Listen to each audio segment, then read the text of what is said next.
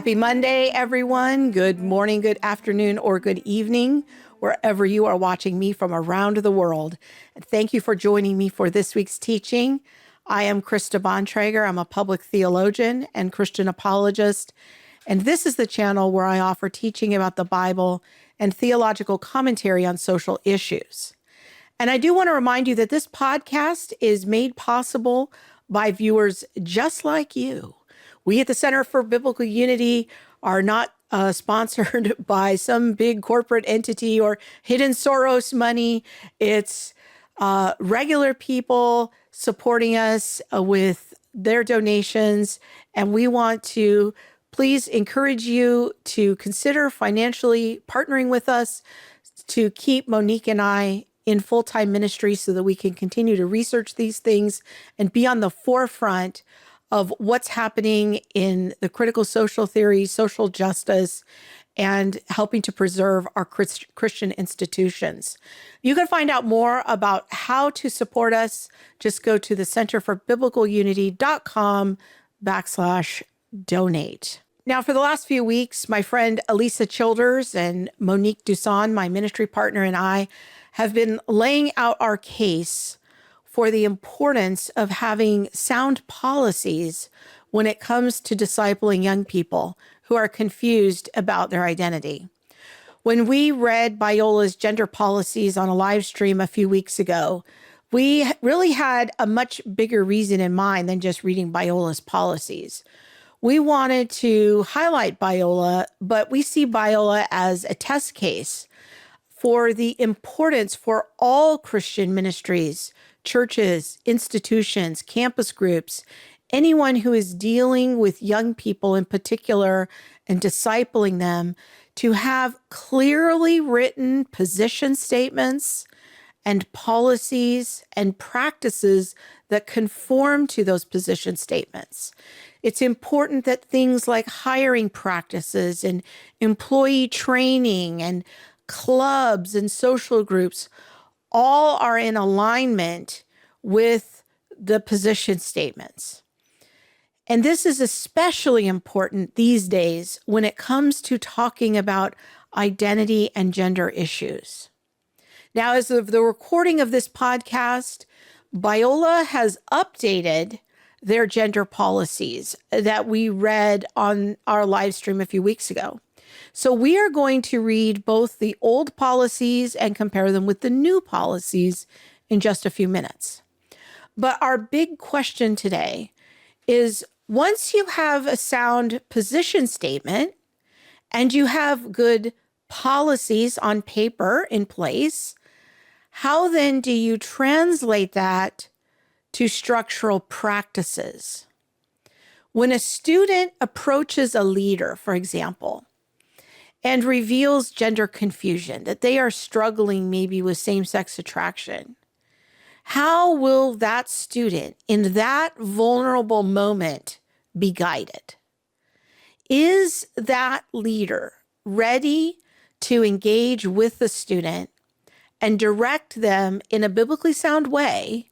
In that split second of a moment, are they ready to counsel that person in a way that is consistent with hopefully whatever the position statement of the institution is, as well as their policies? Do they have practices that reinforce their position and policies?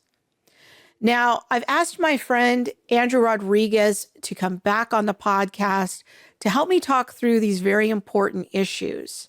I've had Andrew on a couple of times in the past. We did a discussion some time ago about the four main Christian approaches to dealing with homosexuality. And that was a super helpful discussion for me, very formative as I have continued to think through these issues. And then we did another conversation about what to do if your child, particularly if they're a minor child, comes out to you or is talking to you that they think that they are gay. Andrew is a counselor. He's a strong Christian man who specializes in helping people who struggle with these issues. And with that, I would like to say welcome to my friend Andrew back to the show. Hey, it's good to see you again. Thanks for having me back on. I'm glad that we're going to have this conversation. You've made some comments on the posts I've been doing. I think you've been sort of following at least a little bit what's been happening. And you've been so helpful to me and patient with me and dialoguing about these things. And I am glad that we're having another opportunity to talk about these matters publicly because they are of such great importance for our young people. I wanted to start just with the very basics because every time I talk about these issues, particularly about any institution, but today we're going to focus on Biola. But again, this is a test case for any institution, is start with what is publicly stated in their position statements. What are they saying? Because oftentimes what's implied in the culture behind the scenes isn't always stated in public. Or sometimes there's a public statement, but then it's not reflected in the behind the scenes culture. And so what we're wanting to look for is alignment. So let's just start with Biola's statement of faith, which to their credit, I want to say hasn't been changed in 100 years.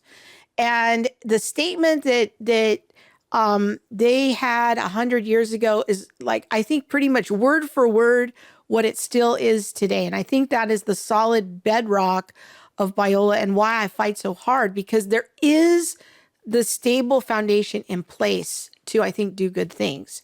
So Bob's going to pull that up for us here. And this is on the Biola website. You can just look for their theological positions, but we're going to skip down to their statement on anthropology, which is kind of the biblical statement about the doctrine of man. So Bob, can you pull that up? There we go. So it says, man was created in the image of God after his likeness, but the whole human race fell in the fall of the first Adam.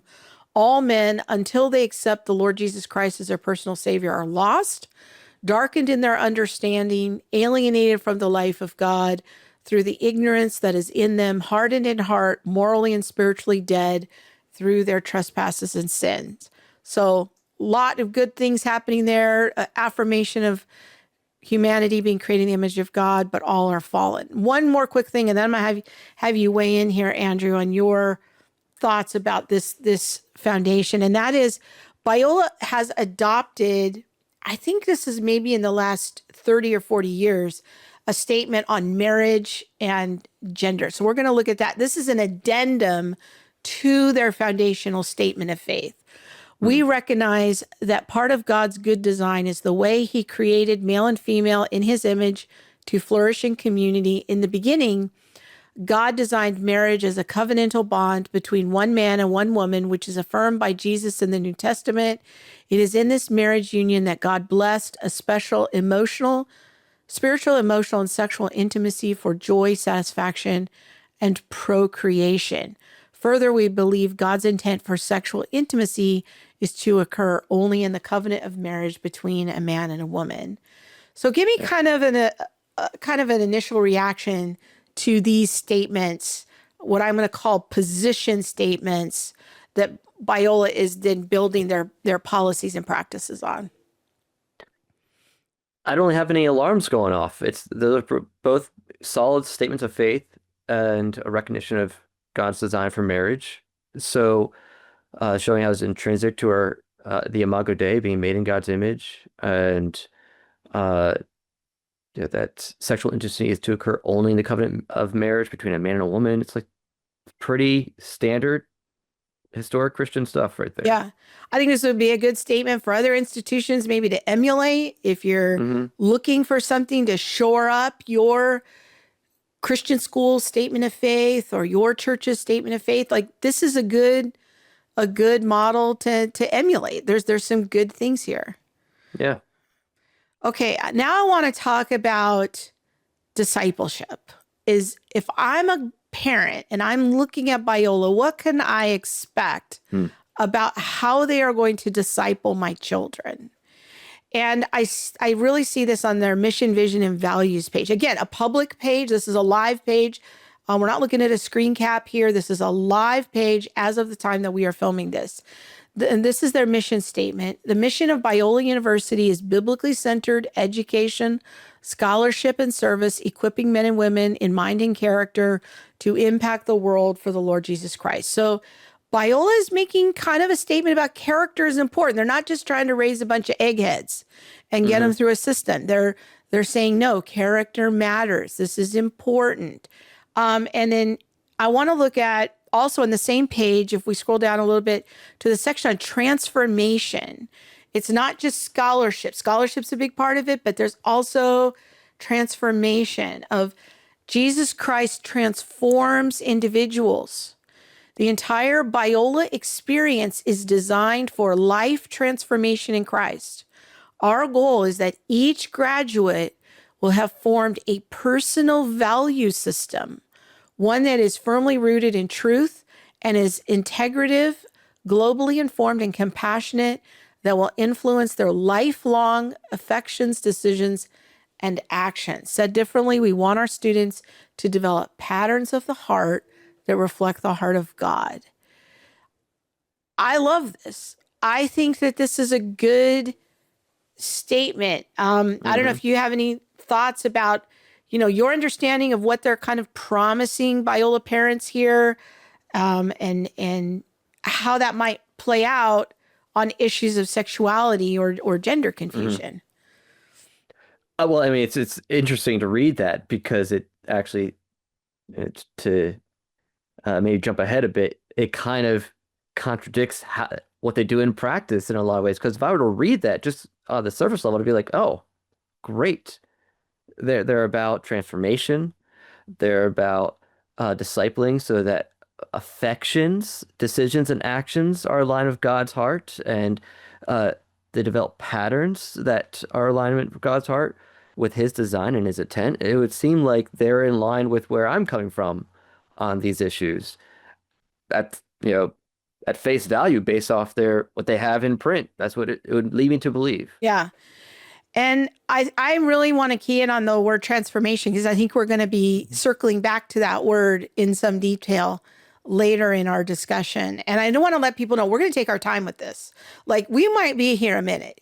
You need to get maybe a couple cups of coffee or tea. Buckle up. Yeah. Buckle up, because we are going to go through the documents at Biola. We are going to react to some clips because we want to be clear and we really want to outline a model for transformation.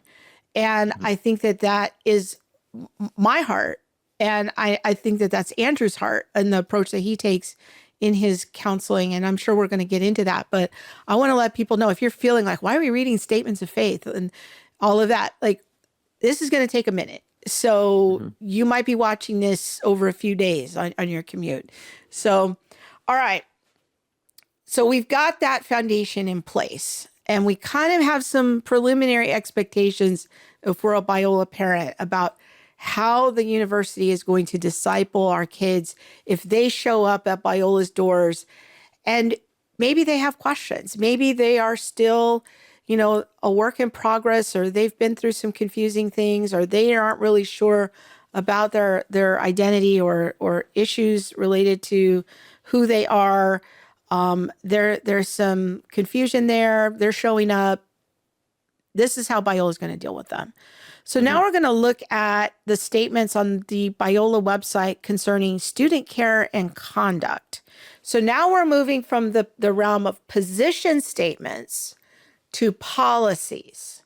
So I want to make that very clear. So we build policies ideally with a direct line from the position statements of, now how does these statements of faith translate into practical situations of how we're going to conduct ourselves, how we're going to train our RAs, and how we're going to train our residence life staff, and what kind of clubs we're going to have, and all of this. So, all right, we are going to look at both the old statement on student care and conduct and the new statement, and we're going to kind of compare and contrast. So we're going to start with the old statement first, and Bob's going to put the old statement up, and then I'm going to have Andrew kind of dissect and decode some of the language for us. Here we go. We're going to read through this, and I'm going to stop a few times, and we'll come back to you, Andrew, as we go along. But we recognize that it is healthy for students to process their sexuality and gender as part of their growth and development. and we provide spaces for healthy conversations. We also recognize that Biola's view of sexuality and gender raises unique questions and challenges for those who experience same-sex attraction, experience dissonance between their biological sex and gender, or identify as LGBTQ. We commit to support and learn from one another in grace and truth, respecting each other's dignity as God's image bearers while also honoring God's intentional design. Okay, I want to stop there for a minute because already they're acknowledging that there's might be a tension between how people show up and their statement of faith. Like, what are you already noticing here? Oh gosh. All right. So I guess first things first is it's unless there's like another document that we haven't gotten to, it doesn't define how they understand the terms Mm, sexuality and gender. So when they say it's we recognize that it is healthy for students to process their sexuality and gender. What do they mean by sexuality and what do they mean by gender? Um, Especially gender. That's a loaded term. Sexuality. I will tend to use sexuality in the broadest term okay. possible, of just meaning like the fact you're a sexual being. Like we are all sexual creatures as humans. So I would use it in that term. Um, Just in the most basic biological, we are sexed beings. We have yeah. parts that go together and that there's purposes behind them and that sort of thing. Whereas I know those who are more uh, kind of adept at the secular framework will tend to use sexuality to refer to sexual attractions and sexual orientation. So Yes. it's coded for that usually. And gender, I'm still one who uses gender and sex synonymously, but I think there's a good case for just getting rid of the word gender I'm because of trying to how get much it's rid been of the word misused. gender out of my vocabulary I get that. because I feel like it's a tacit kind of buy-in to the ideology. And It wasn't always that way, but yeah, it's been corrupted. And so when they just use the word gender, if without much of an explanation, even if I were to use it in the way the world tends to use it, I'm very clear. I'm talking about gender identity, and I usually put scare quotes around the whole thing, gender identity. But then they just use gender as if it's its own thing. It's like they're reifying that this is a stable construct. So it le right off the bat, I'm wondering what do they mean by that? They're not giving us definitions. And so okay. it's weird to me when it says we also recognize that Biola's view of sexuality and gender raises unique questions. Well, what is your view? We read earlier their understanding of marriage, but we didn't read their understanding of sexuality and gender. Oh, So, okay. so like what exactly is their view that they're thinking would be a challenge for other individuals? Okay. It's not clear what their view is and how that might be a challenge. Okay. So it all seems kind of vague. I mean, it leads me to assume that they're holding a very traditional conservative understanding of sexuality and gender identity, and but and that therefore that might be a challenge for those who are more LGBT identified and affirming. But that's not very clear. Okay. Now, for me, what stuck out in this section was those who identify as LGBTQ. And I have to tell you, that Mm, was an immediate kind of at least a yellow flag, if not a sure. red flag. Because for me, I feel like, wait, you're buying into the ideology of queer theory at that point of saying that, well, first of all, just using the alphabet, which I try not to use, but Mm, I understand what they're doing with that. But saying that they're going to admit Christians into their institution who are queer affirming, who are label mm, themselves as I am a gay Christian. That's how I am interpreting that statement. yeah. That's at best confusing to me. And so for me, just that little section, I was like, wow, I don't really know what's happening here. But again, maybe it just goes back to your point of lack of definitions. Yeah. And so um we might get to it later, but when they also have a statement later on, and you've mentioned this in one of your podcasts as well, of how they promote diversity of viewpoint and uh, Yeah. that's like, well, then what exactly is it that Biola believes? And do you have any sort of standard when it comes to people agreeing with where you stand on these very critical issues? These are not minor things that people can just sort of agree to disagree on and still be in alignment. And so the other red flag within those first couple sentences of that statement was the word conversations.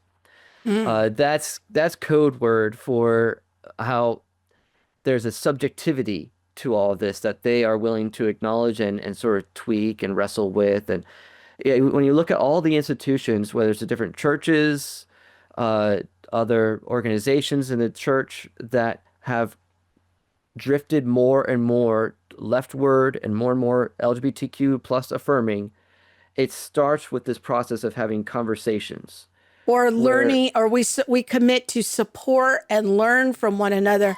My mhm, immediate question when I read that is, what kind of conversations are these, and what are we learning? yeah. So it's like, Biola, are you either stable, you're certain and confident in your position or not? What's the conversation?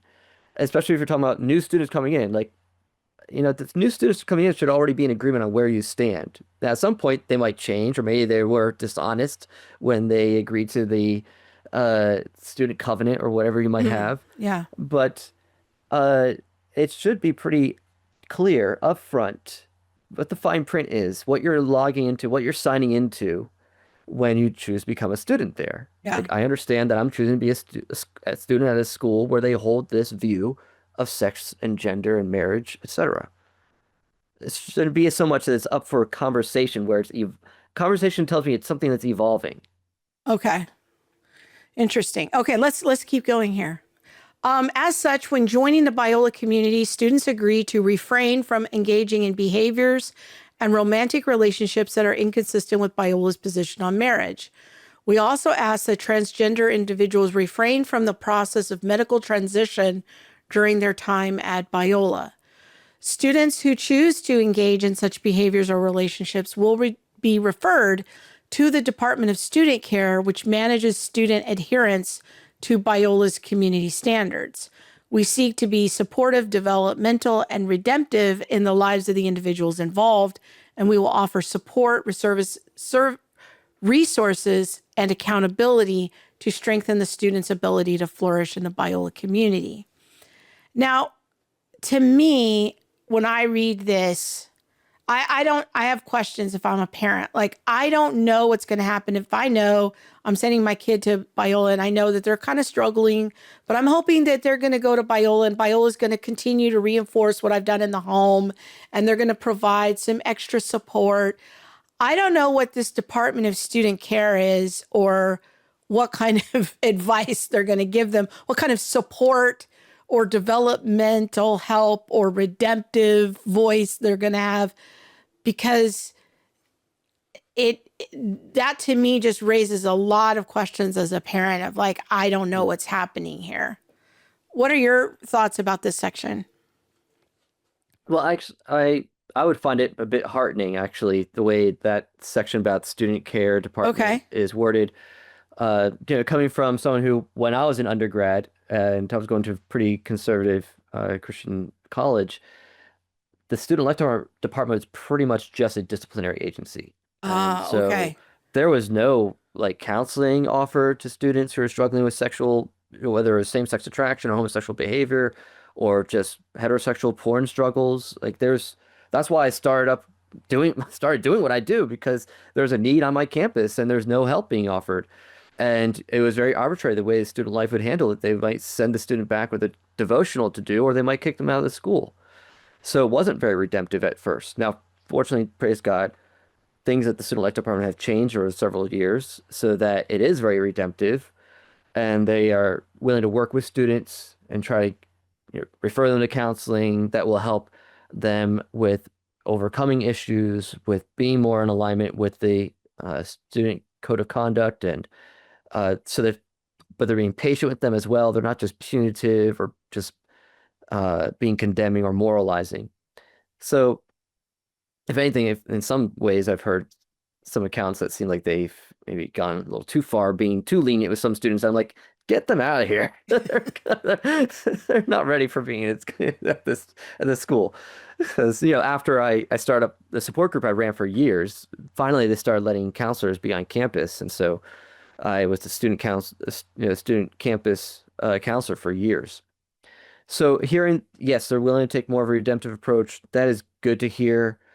The red flag for me in that whole statement was just referring to people kind of matter-of-factly as transgender individuals. Right. Oh, okay. So sort of a acknowledgement that is a real thing. That's a Instead of, category of individuals, and we will accept you if you are gender nonconforming or that you are in transition. Even if you're not medically transitioning, they're asking you to refrain from that, but you could be socially transitioning, I guess. yeah, it doesn't make it clear if what they think about social transition. Just don't go through medical transition. Okay. So that seems like be the only boundary they have. And I appreciate they have that boundary. So that was, to me, that was wise that they included that. So continuing, because the very next section is about housing. Students who desire to live in Biola-owned housing will be placed based on their sex at birth. However, as issues connected to sexuality and gender are complex and layered, we will walk with students on an individual basis who identify as transgender. So they're admitting here that they're going to admit Christian students who call themselves I'm a Christian T. I'm on the LGBT alphabet spectrum. I'm a T. I'm a Christian T. Or experience dissonance with their biological sex and gender in order to provide helpful support to arrive at decisions around facilities use and to offer appropriate accountability. So the question that I raised, and again, we're reading the previous policy. We're going to read the new policy in a minute. But to me, this opens the door for a student to live in student housing, that there could be a possible exception, like they're going to first be assigned based on their sex at birth, but we will work with you on an individual basis on possibly making some accommodation. Like this wording, when I first read it, was pretty confusing to me. Yeah, and I can understand why they would make some accommodations for someone who maybe it wouldn't be safe maybe for them to be, if you got some guy who's if they're allowing someone who's maybe socially transitioned, and so he's presenting as female, at least in the way he dresses and the way he acts, and being in a dorm with a bunch of other guys might not be safe for him, and also putting him in the dorm with women wouldn't be safe for them either. And so the accommodations be maybe he has some sort of individual housing, maybe there's more private residences that they offer. So I can understand maybe making some sort of accommodation if they're going to open up the Pandora's box by allowing someone who's already in that degree of transition. I can understand some type of accommodation instead of just, well, hey, deal with it. You are a male, so you have to be with all the men, and risk being bullied or harassed by them or ostracized or making the other guys there feel uncomfortable or vice versa. So I mean, it's a sticky mess. This is unfortunately what we get into when we start basically reifying or affirming at least an identity, even if you're saying, well, just don't act on it. Don't go the medical route. Yeah, I think for me it is confusing, because if someone's an active transgender person, now I can see like if they're detransitioning and they're wanting to go get a Christian education, maybe they just got saved. They're like, hey, I want to go to Biola, but I'm detransitioning. Dealing with me is a little awkward. Like to me, I have a ton of grace for that. Like, yeah, I have a friend who she was a teenage pregnancy situation. She got saved, and Biola made an accommodation for her to be able to live on campus with her toddler. And she got her education after she got saved. And that was a very redemptive situation for her. Yeah. And so I could see it like in a case of a detransitioner, but somebody who's an active trans person calling themselves a Christian. Like, I have other questions about admission, or someone who's actively gender nonconforming and they're being admitted to the school. I just interviewed a former RA yesterday. And he said that his year when he was an RA was the first year that Biola told him, as part of his RA training, we're admitting gender nonconforming people now. And that was about 5 years ago. So maybe that policy has changed. But 5 years ago, he was told in his RA training that they had admitted that year for the first time gender nonconforming people. And I just have other questions about the messaging, and do the policies align with the position statements that Biola has made? And so these are the kinds of questions that I'm asking. I don't know if you want to react to that before we finish out reading it. No, I think it just brings up a lot of questions. I think it brings up more questions than answers when you start allowing individuals to be and be affirmed in some sort of LGBTQ plus identity or self-label, my preferred term for it, instead of identity. Oh, that's good. I'm going to try to remember that. Self-label. All right. Yeah. I need a better word than identity. Yeah, because I'm a bit of a stickler when it comes to semantics in some ways, because to me, identity, our modern conception of identity is that it's entirely subjective. It's just your sense of self. Yeah. And historically, that's not what identity is. Identity was always something objective. And it was something that was actually bestowed upon you. You inherited identity, or you were given identity from an authority. You didn't self-construct an identity. This is a more modern, or postmodern rather, understanding of identity. So when I look at LGBTQ plus, I look at those not as identities, but as self-labels that people use. That's helpful. All right, let's finish out this document, and then we're going to go to the new one. Is due to the complexity of human experiences related to sexuality, gender identity, same-sex behavior, same-sex attraction, and sexual orientation, we are committed to engaging this conversation with courage, humility, prayerfulness, and care. And then they talk about helpful resources for students processing their faith and sexuality and or gender include the dwelling, which we're going to talk about in a little while, and spiritual direction.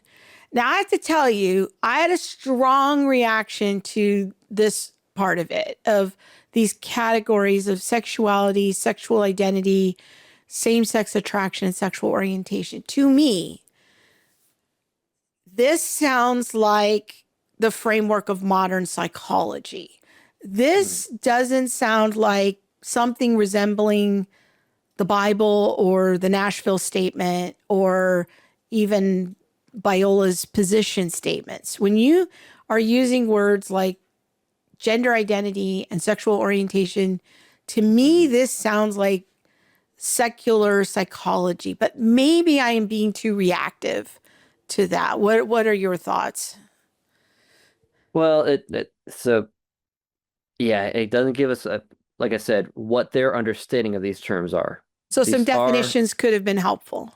Yeah, these are terms that they're in the ether. They're out there. So using them makes sense to me as a quick reference, but yeah, how they understand what is gender identity, what is sexual orientation, that's going to be critical for me. I think it cashes out when you see the type of care they provide through the dwelling and their counseling services on campus, and we'll see that I would say they pretty much are in alignment with what they would say. Yeah. The modern psychology, or the sexual orientation paradigm that I talk about on my YouTube channel a lot, or that this is something that is innate to someone and that cannot change. Yeah. So there's an assumption that's built into that, I think. Well, that's an important point, is that when people are looking at statements like this for their kids' Christian schools or whatever, and they see these types of words, a really big question to ask is, do you believe that sexual orientation is a thing? What is it? Is it fixed?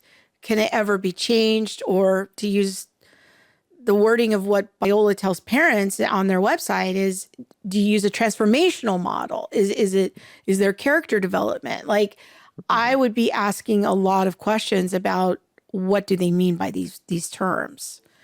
So, okay, Bob, let's go over to the other statement on the previous. Yeah, we'll do this one. We'll do the new statement now. So what I like about this one is they clarified some things. This is the new student care and conduct, just was posted 2 days ago as of the filming of this. When deciding to join the Biola community, students commit to refrain from engaging in behaviors and relationships that are inconsistent with Biola's position on marriage, sexuality, and gender. That's pretty much the same. Our biblical understanding of marriage means that romantic expression should be consistent with this understanding of marriage. So here they're making less room for just refrain from engaging in the behavior. It's like, no, there's an intentionality that leads to marriage. So the wording is a little more clear, a little stronger here, which I appreciate. Students who choose to engage in such behaviors or relationships will be referred to the student care and conduct team, which manages student adherence. So that's kind of the same. While we seek to be compassionate and redemptive with the individuals involved, we will offer support and resources and accountability. I don't think they had the word accountability. I think they did in the old statement. I think they did. Did they have accountability? Okay, maybe I missed that. We nevertheless hold high our beliefs about marriage, sexuality, and gender, and will abide by our community standards in respecting students while also maintaining our biblical convictions. Even though our policy is clear on marriage, sexuality, and gender, all members of the Biola community are expected to treat one another with respect and Christ-like compassion. Any form of harassment, bullying, insults, slurs, and other form of derogatory speech or behavior based on a person's sex and gender has no place in the Biola community.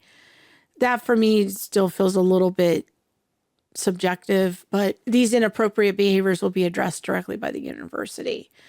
So they eliminated some of the sexual orientation discussion. Yeah. They eliminated the transgender, and they eliminated the LGBTQ designation. Those were the three things that kind of stuck out to me really quick. What are your thoughts about this policy statement? Do you see this as more aligned, more clear, less clear? What are your thoughts? Yeah, I would say it's a bit of an improvement in that it doesn't leave as much questions about, well, what do you mean by sexual orientation or gender identity? Because it really just gets to, hey, are you engaging in sort of behavior, romantic or sexual, that is in violation or at least inconsistent with our understanding of marriage and our understanding of sexuality and gender? I still would like to see how they define sexuality and gender, but either way, what you're seeing here is more getting down to, hey, what is it that we actually are wanting to see flourish in our students, and what do we want to discourage? Yeah, to me, this is an improvement.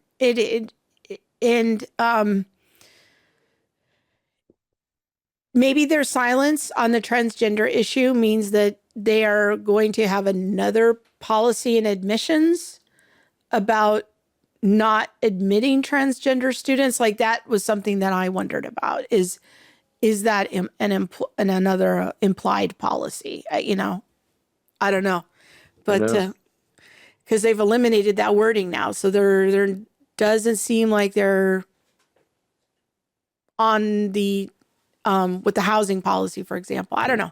It was just kind of what struck out to me. But they still have spiritual direction, pastoral care, and the Biola Counseling Center. They also admitted the part about the dwelling as being a resource. Okay, we got through the student care and conduct. Now we're going to look at the gender statement. And we're going to read through this one really quick. This is, again, the previous statement up until 2 days ago. Biola University's position on gender affirms the goodness of God's creation of humankind as male and female. More information on the university's theological position can be found here, and that was what we read earlier, which states, we believe God created all things, and it was all very good. We already read all that, except in some unique cases, which I think refers to intersex people. Our sex as male or female is a biological given of the individual human person from conception made manifest at birth. So I think that is offering some kind of a definition of what they mean by sex, but not really sexuality. They don't really cover that there. And is a stable characteristic of the person determined by God's creational intent. Each person was intended to experience congruence with the physical and experiential dimensions of their sexuality. Because of sin, our sex and gender, as expressed as men and women, is not always our sex and gender as God, the Creator, intended. So what are your thoughts, particularly about those last two sentences? I'm curious, Andrew. Well, at face value, I actually don't have a whole lot of issues with it. I can see, though, there's a potential opening because I know kind of the framework or lens that the side B types will tend to use. So that last sentence, because of sin, our sex and gender as experienced as men and women is not always our sex and gender as God, the creator, intended. And so they would tend to view it as like they'll use what we call a disability lens that, oh, what you experience as same-sex attraction or some sort of gender nonconformity or atypicality or gender identity confusion is just a consequence of the fall, and it's just a reality that you have to live with. And so they have no problem saying it's a consequence of sin, but they'll look at it as like a stable consequence of sin, no different from how people have nearsightedness as a consequence of sin. So it's a disability lens that they use. So it's a morally neutral consequence of sin. That's the kind of what's between the lines there. Now, wait a minute. Hold on. Hold up. So I don't think I've heard you correctly. It is what you're saying. I want to make sure I'm understanding. So the side B people, they believe that that homosexuality is a sin, or the attraction. Well, you gotta be is a careful sin. how you define homosexuality. If you're just talking about the Okay. attractions, no. If you're talking about the behavior, yes. Okay. So, but they would say if I'm attracted to someone of the same sex, that's a morally neutral thing. And Yes. it's on par with saying I have a birth defect. Yeah. Because I don't live in God's perfect world. I live in a fallen world. And so disabilities happen. Chromosomes don't form correctly. And so I might, if I had an extra chromosome and I had a Down syndrome child, that's a morally neutral thing, but it's a result of the fall. You're saying that some side B people would see the same sex attraction in that kind of morally neutral way. Yes. Whereas, from my camp, we look at it from more of an integrity lens. That Now, Bob's going to have to put like that head exploding emoji over my head because that has never been my understanding of the side B approach. But I'm hoping maybe this will help you connect some dots about understanding how they are interpreting everything and how they use the terms. Okay. So when you look at the previous statement, like we understand it's healthy to process your sexuality and gender. Well, when you understand their disability lens that they're using, what they mean by process just simply means coming to terms with the given of your sexual orientation. Not that this is something for you to investigate and hopefully come to some sort of healing and resolution to. That's not what they mean by process. They mean more like, if you have some sort of disability and you're in a wheelchair, you have to process that. You have to cope with it. You have to learn how to function with that disability. So that's the lens through which the side B uses the idea of experiencing sexuality or gender. Um, they might give lip service to, well, we don't understand what God's original design intent was, but because of sin or the consequence of sin, not personal sin, but rather just or other people's sins committed against you, but just the reality of sin in the world throughout history. There are different consequences, and one of them may be that people are born with different orientations that prohibit them from being able to experience opposite sex attractions and thus be able to enter into marriage. Yeah, if we're talking about sexuality. Or one disability would be that their view of their experience of their sexuality or their experience of their gender or their sex is not in alignment with their sex. So, Okay. So, and just for people who might not know what the side B approach is, these are Christians, and I think many of them will call themselves evangelicals who take a position on homosexuality that the act is a sin, but that apparently the desire, the same sex desire is not a sin. It's something that is a result of the fall. And so the primary way of coping with it that I've heard is either celibacy and refraining from it, because in that position, the idea of sexual orientation is fairly fixed. And so there's not a concept of transformation, if you will. There's not a sense of healing or change. It's how do I cope with the reality that I have this situation that I have to deal with. I cope with it through celibacy or through, I want to say it in a fair way, like deeply meaningful spiritual friendships. So I'll just get my social, emotional needs met through a codependent relationship. You had to go there, didn't you? I will go there. I don't care. But that, or, because they believe that their sexual orientation is so intrinsic to who you are that even if you do enter into a natural marriage, they will call it a mixed orientation marriage. Right. So I would at least say psychologist Mark Yarhouse is pretty responsible for popularizing, if not coining, the term mixed orientation marriage. So a So, lot of them take their notes from him. so I think the first big step for me in my understanding and kind of getting out of the side B way of thinking was when I kind of changed my mind after talking with you in our first conversation that sexual orientation is not fixed, and that was really something that comes from more of a psychological framework of seeing it as fixed and inborn.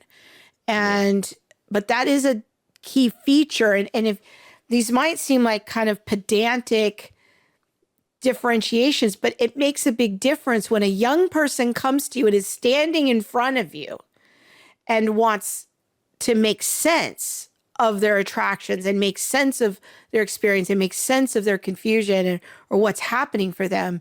If the Christian leader in front of them says, well, these things are inborn, it's part of the fall, you're just gay and you can love Jesus and be gay, just don't act on it, that's a form of pastoral counseling.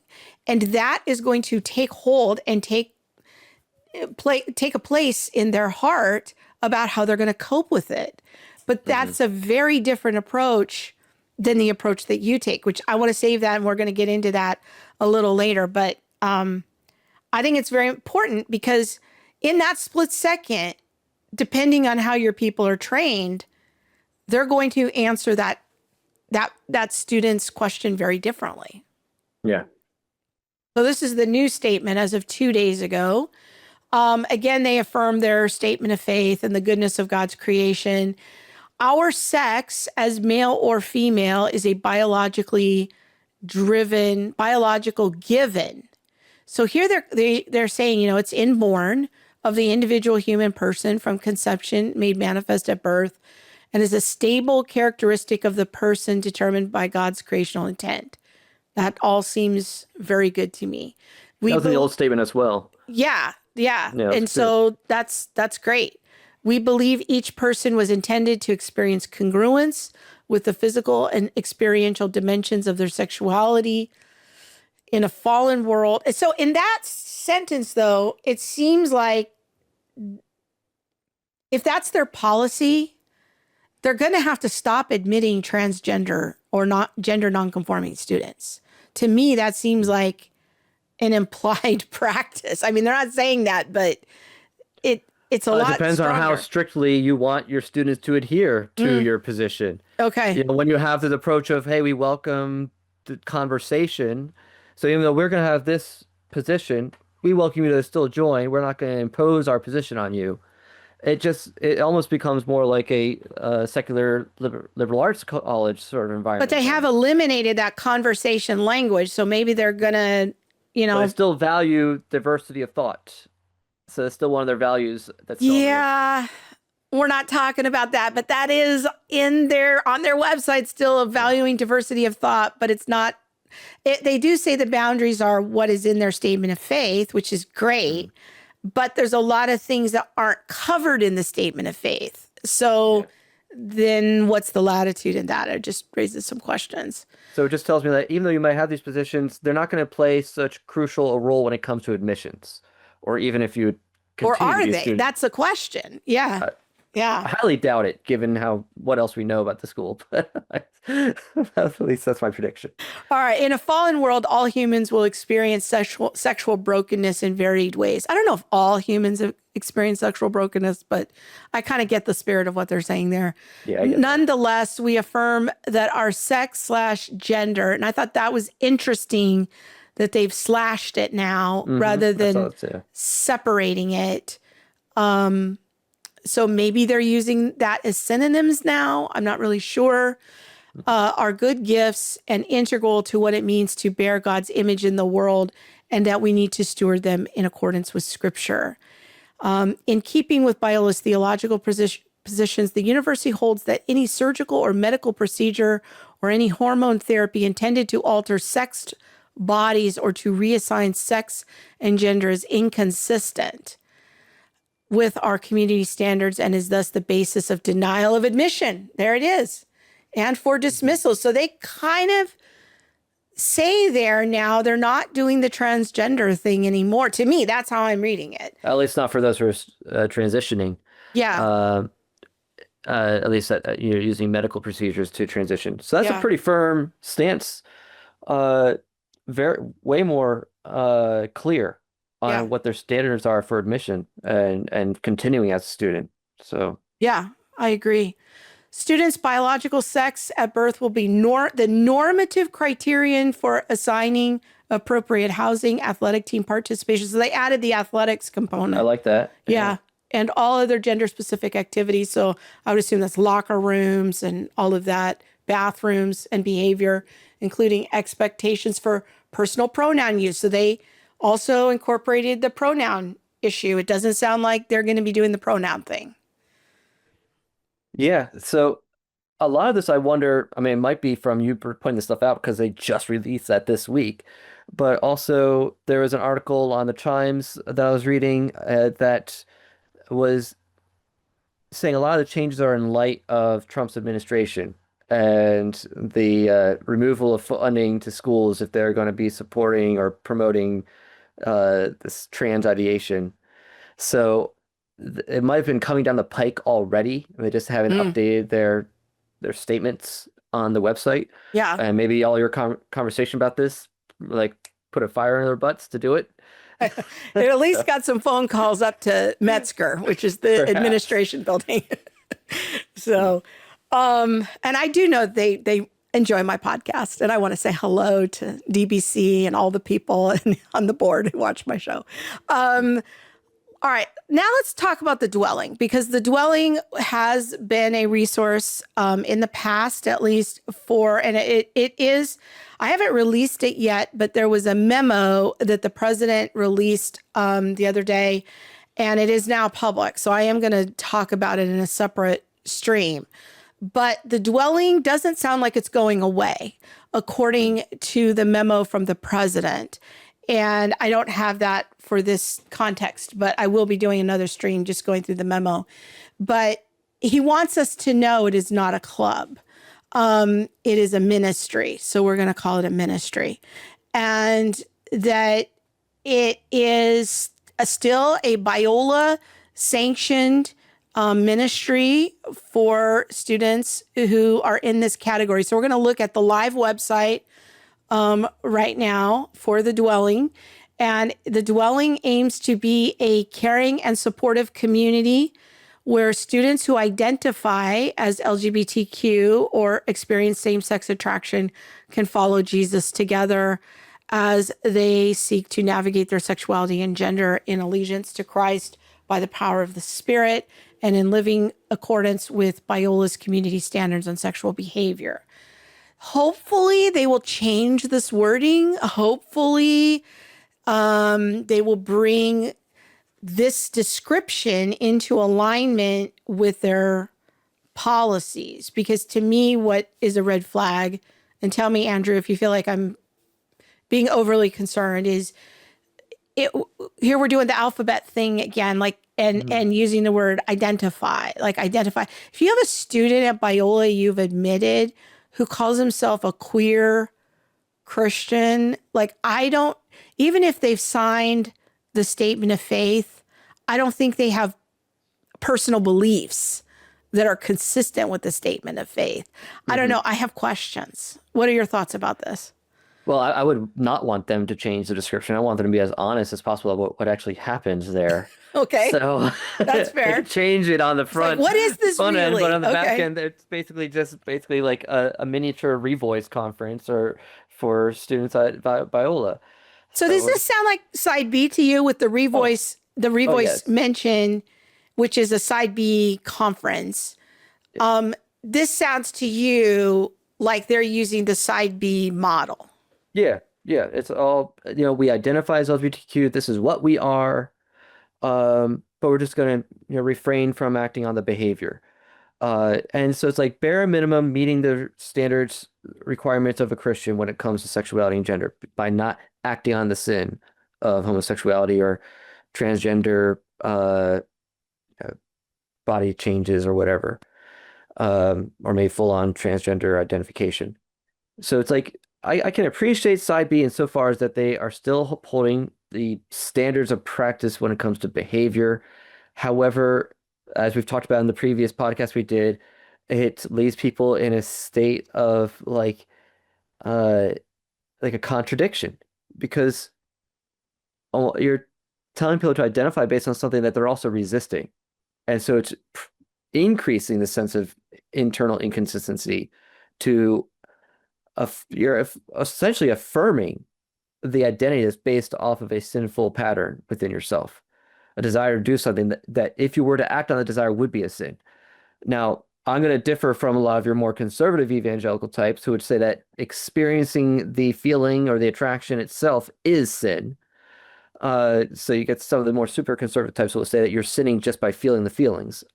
I disagree with them, and I think that's one of the problems that we get into, that kind of that harsh sort of line in the sand approach to just the feelings itself, I think actually influences people towards side B.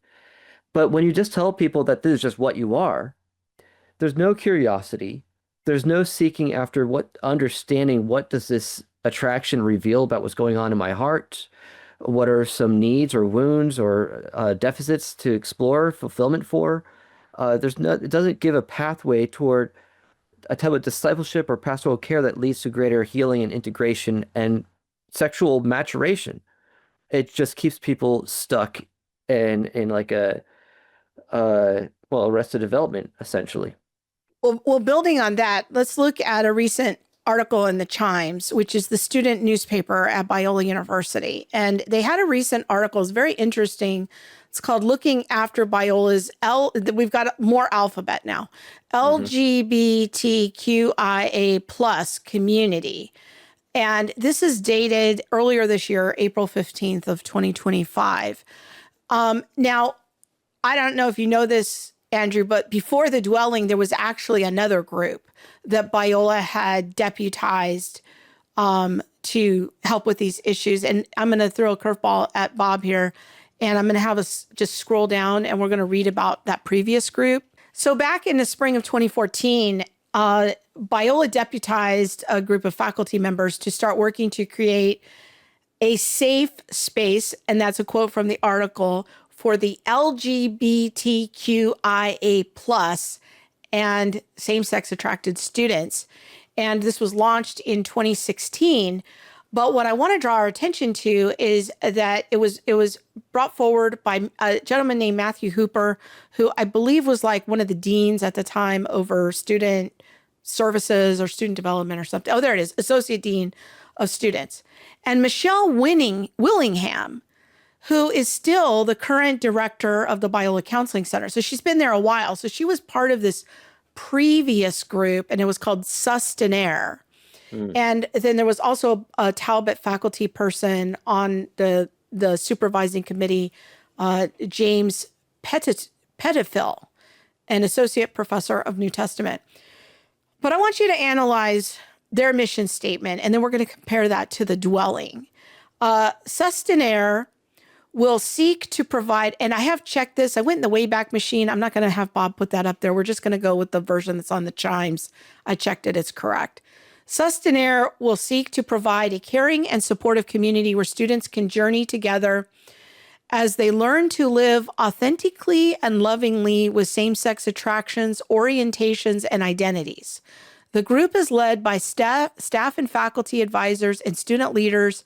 The group will aspire to be a safe space for students who experience enduring same-sex attractions or identify as having same-sex sexual orientation or identity.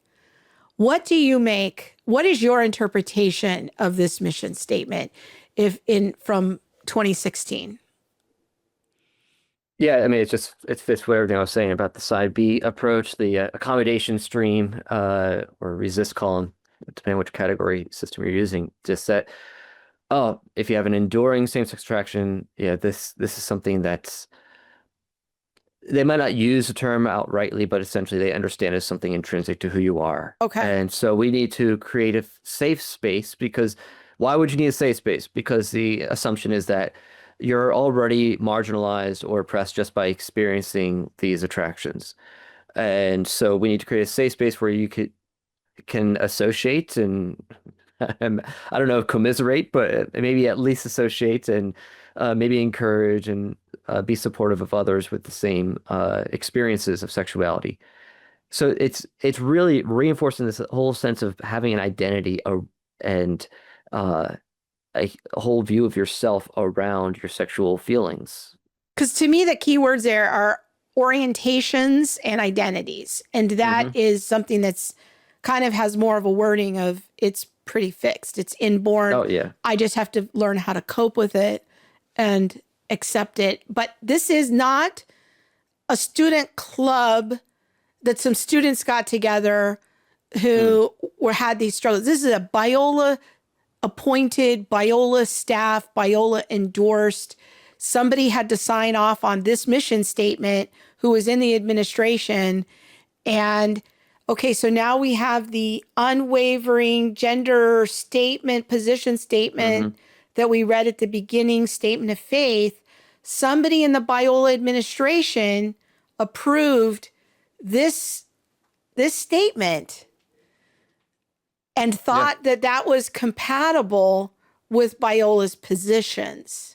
And I think that it's important to notice that a lot of the same board members are there, the same president is there. And now some leadership has gone away, and I can acknowledge that, but a lot of the leadership is still there. Multiple somebodies approved this.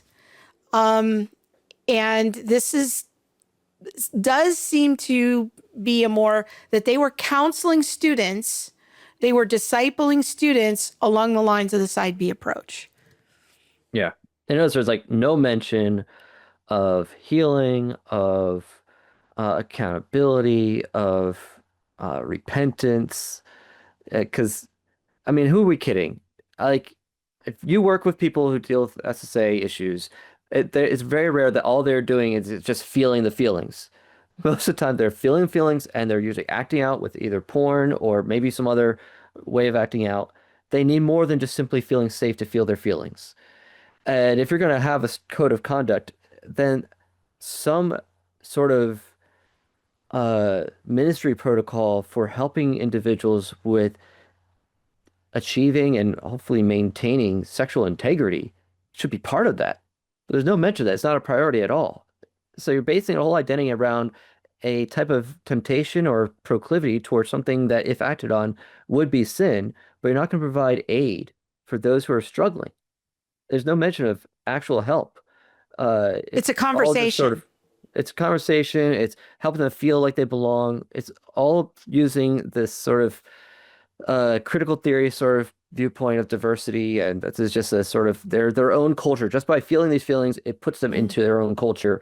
And we need to make sure there's a safe space, just like if they're to have a club or a ministry on campus for people who are of different ethnicities, and they feel like they're marginalized by not being white. And so they would have the club for Black students and or other people of color. So it's essentially it's worded just like that, help them feel like they belong and they can have a loving, supportive environment. So in the interview I did yesterday with an RA, a former RA at Biola, that's exactly what he said. He says the gay students will be resourced. They will be sent, to an affinity group. They will be sent to get support. They will be affirmed. They will be loved. He says that's how we were trained as RAs of how we deal with it. So the way you're characterizing it is just so interesting to me because that's exactly what this former RA at Biola told me yesterday. Yep. Okay. Now let's look at the dwelling. The dwelling took over and replaced Sustinere. I'm going to make a big, very gracious assumption that Biola saw the error of their ways. They dissolved Sustinere and replaced it with the dwelling. So now we're going to read a little bit more about that from its, the person who oversees it is a gentleman named Chad Miller, and he is in charge of pastoral care at the university. So you remember back in the former policies, it said that students who have these struggles will be referred for pastoral care. Well, this Chad Miller is the person who's over pastoral care. And he's the person being, he's featured in this Chimes article. Now, this particular quote is by somebody else, but we're also going to read a quote by Mr. Miller. The dwelling is a Biola sanctioned place. So again, this is not a student club. This is paid staff people, where students who are LGBTQ, still using the alphabet, or who experience same-sex attraction can come together for community. Isn't it interesting how they always separate that? Like there's the people who have same-sex attraction and the alphabet people. It's almost like they're not the same. Well, they want to make sure they're being inclusive of those who experience SSA but don't identify as LGBTQ. Okay. So they still want to find a way to include them in that grouping, but they are acknowledging that not everyone who experiences SSA consider themselves gay or lesbian or whatever. Okay, but they are also tacitly admitting that they admit students who do identify as gay. Oh, yeah. Yeah. All right. They come together for community and support as they walk with Jesus at Biola. So there's definitely a pairing here of Christianity and being queer on some level. The Biola sanctioned bit points to the fact that we are an official Biola group, we're restating that, and that we align with Biola's beliefs regarding sexuality and gender. Now, look at this statement. Though some of the students may not do so. Mm-hmm. So the Chimes is admitting that there are students who do not uphold and do not believe in Biola's positions. To me, there's an incongruency there in the admissions department. What we aren't is, number one, a place that sponsors, and we're going to go deep dive on this in a few minutes here, sponsors conversion therapy or whose primary goal is to move people out of the LGBTQ community, or two, a place that is subversive to Biola's positions on sexuality and gender. Miller, who is the director of the dwelling and a staff member, and he's over pastoral care, added that the dwelling simply aims to be a place for LGBTQIA plus students to gather, and it does not require its members to hold Biola's own view. It's not a place where we're trying to hash out political issues or change views of anybody. It's just an acknowledgement that there are LGBTQIA plus and SSA students here at Biola, and it's a place where they can come together and offer community. Now, Andrew, to me, I'm an old woman. I can acknowledge it. I went to graduate school before the internet, but this does not sound like it's transformational. This does not sound like the transformational model that Biola promised me as a Biola parent, that they are going to help my child have a heart posture that is consistent with Scripture. It is also not consistent with the letter that Barry Corey sent out over the weekend, saying that even all students must adhere to Biola's positions and have a Christian walk. Chad Miller, who is over pastoral care, I don't know if it was a moment of indiscretion, but he is quoted in the Chimes as acknowledging there are students who don't hold to Biola's positions, but this is the place for them. Mm-hmm. I'm confused. Help an old woman understand what's happening here. Well, I'm also confused because earlier in the article they said that this is totally different than Sustinere. Yes. And I fail to see the difference. How is this any different? I'm confused. It seems like, okay, it's just a place where we can celebrate. Essentially, it seems, okay, on one hand, we will adhere to the code of conduct, but we're basically going to celebrate and just all enjoy our. I don't know what happens in the meetings. I'd be curious if someone could describe what actually happens in the meetings. But it seems like it's a sort of a cultural diversity celebration of, we are all part of this LGBTQ plus community, and we're going to celebrate that. And so seeing the LGBT thing as its own community, like we have an affinity group for the Black students, the Asian students. It's almost like this, because what kind of discipleship based on this description, what kind of pastoral care could I expect that my student is going to receive from the pastoral care department? Like what is your professional interpretation of this, of what kind of care they're going to get? Well, I mean, by the way they kind of structure the way they describe it is, well, it's not sponsoring what they call conversion therapy. We're also not going to subvert Biola's standard of care. So basically, you're not going to do anything. There's no real pastoral care going on either way. You're not going to try to encourage them to go against their policies, but you're also not going to help them really in any way that would help them better align with them, except maybe just like give lip service to don't act on your attractions or your gender identity inclinations, whatever that may look like. So here we're going from positions. We started out with positions, then we read the policies, we read the new policy. Now we're in practices. Mm-hmm. We're in the realm of what is the culture that they're building. And this is where now I'm going to start shining the light. Like they have clarity on their positions. Praise God. I'm for that. We commended that. The policies are more clear. We've both admitted it's an improvement, but now we're going to shine some light on the practices, because just because we have policies in a position that's good doesn't mean that's going to translate into practices. And I just have a lot of questions as to what kind of pastoral care is going to happen if this is one of the things that Biola is going to refer a student to help them, support them? What kind of help and support are they giving? And this is where I go on my own kind of soapbox. It reminds me that I did this video. Gosh, it's kind of a lengthy one. Do you remember the whole Andy Stanley conference that he did? That was basically a celebration of LGBTQ, but it was Oh, he's designed to my help favorite. parents. He's my Oh, I'm favorite. sure. But I did this video in response to doing a whole deep dive into the organization that he was bringing on to his church to do this whole event. And then he got all the pushback from the Christians and the more conservative churches. And so he's like, does this sermon saying, hey, we still have this statement of faith. We still hold to this definition of marriage. And if you look throughout church history, doctrine develops after practice, after praxis.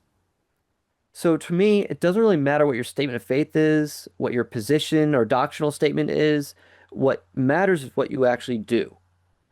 Eventually, if what you do is sanctioned and it's allowed and it's promoted and it's upheld, your doctrinal statement is eventually going to change to reflect that.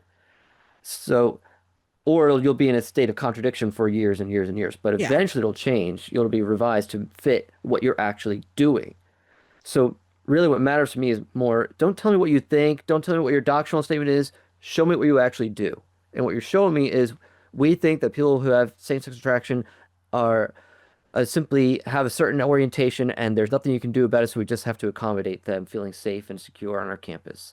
And gender confusion. Now, to Biola's credit, they did eliminate the orientation language in the new policy. But now we're faced with, well, we have the dwelling, we have these confusing statements on the website. We have some confusing history with Mr. Miller, who's overseeing the pastoral care. Like, I have questions. Like, how are they going to get these things to align? Well, is it okay if we go back a little bit here? Yeah. Because we go up to, earlier in the article, it talks about how things sort of led to even the Sustinere. Before that, there was like this student movement called the Biola Queer Underground. It was an anonymous movement where they're putting pressure on the school to start recognizing LGBTQ plus students.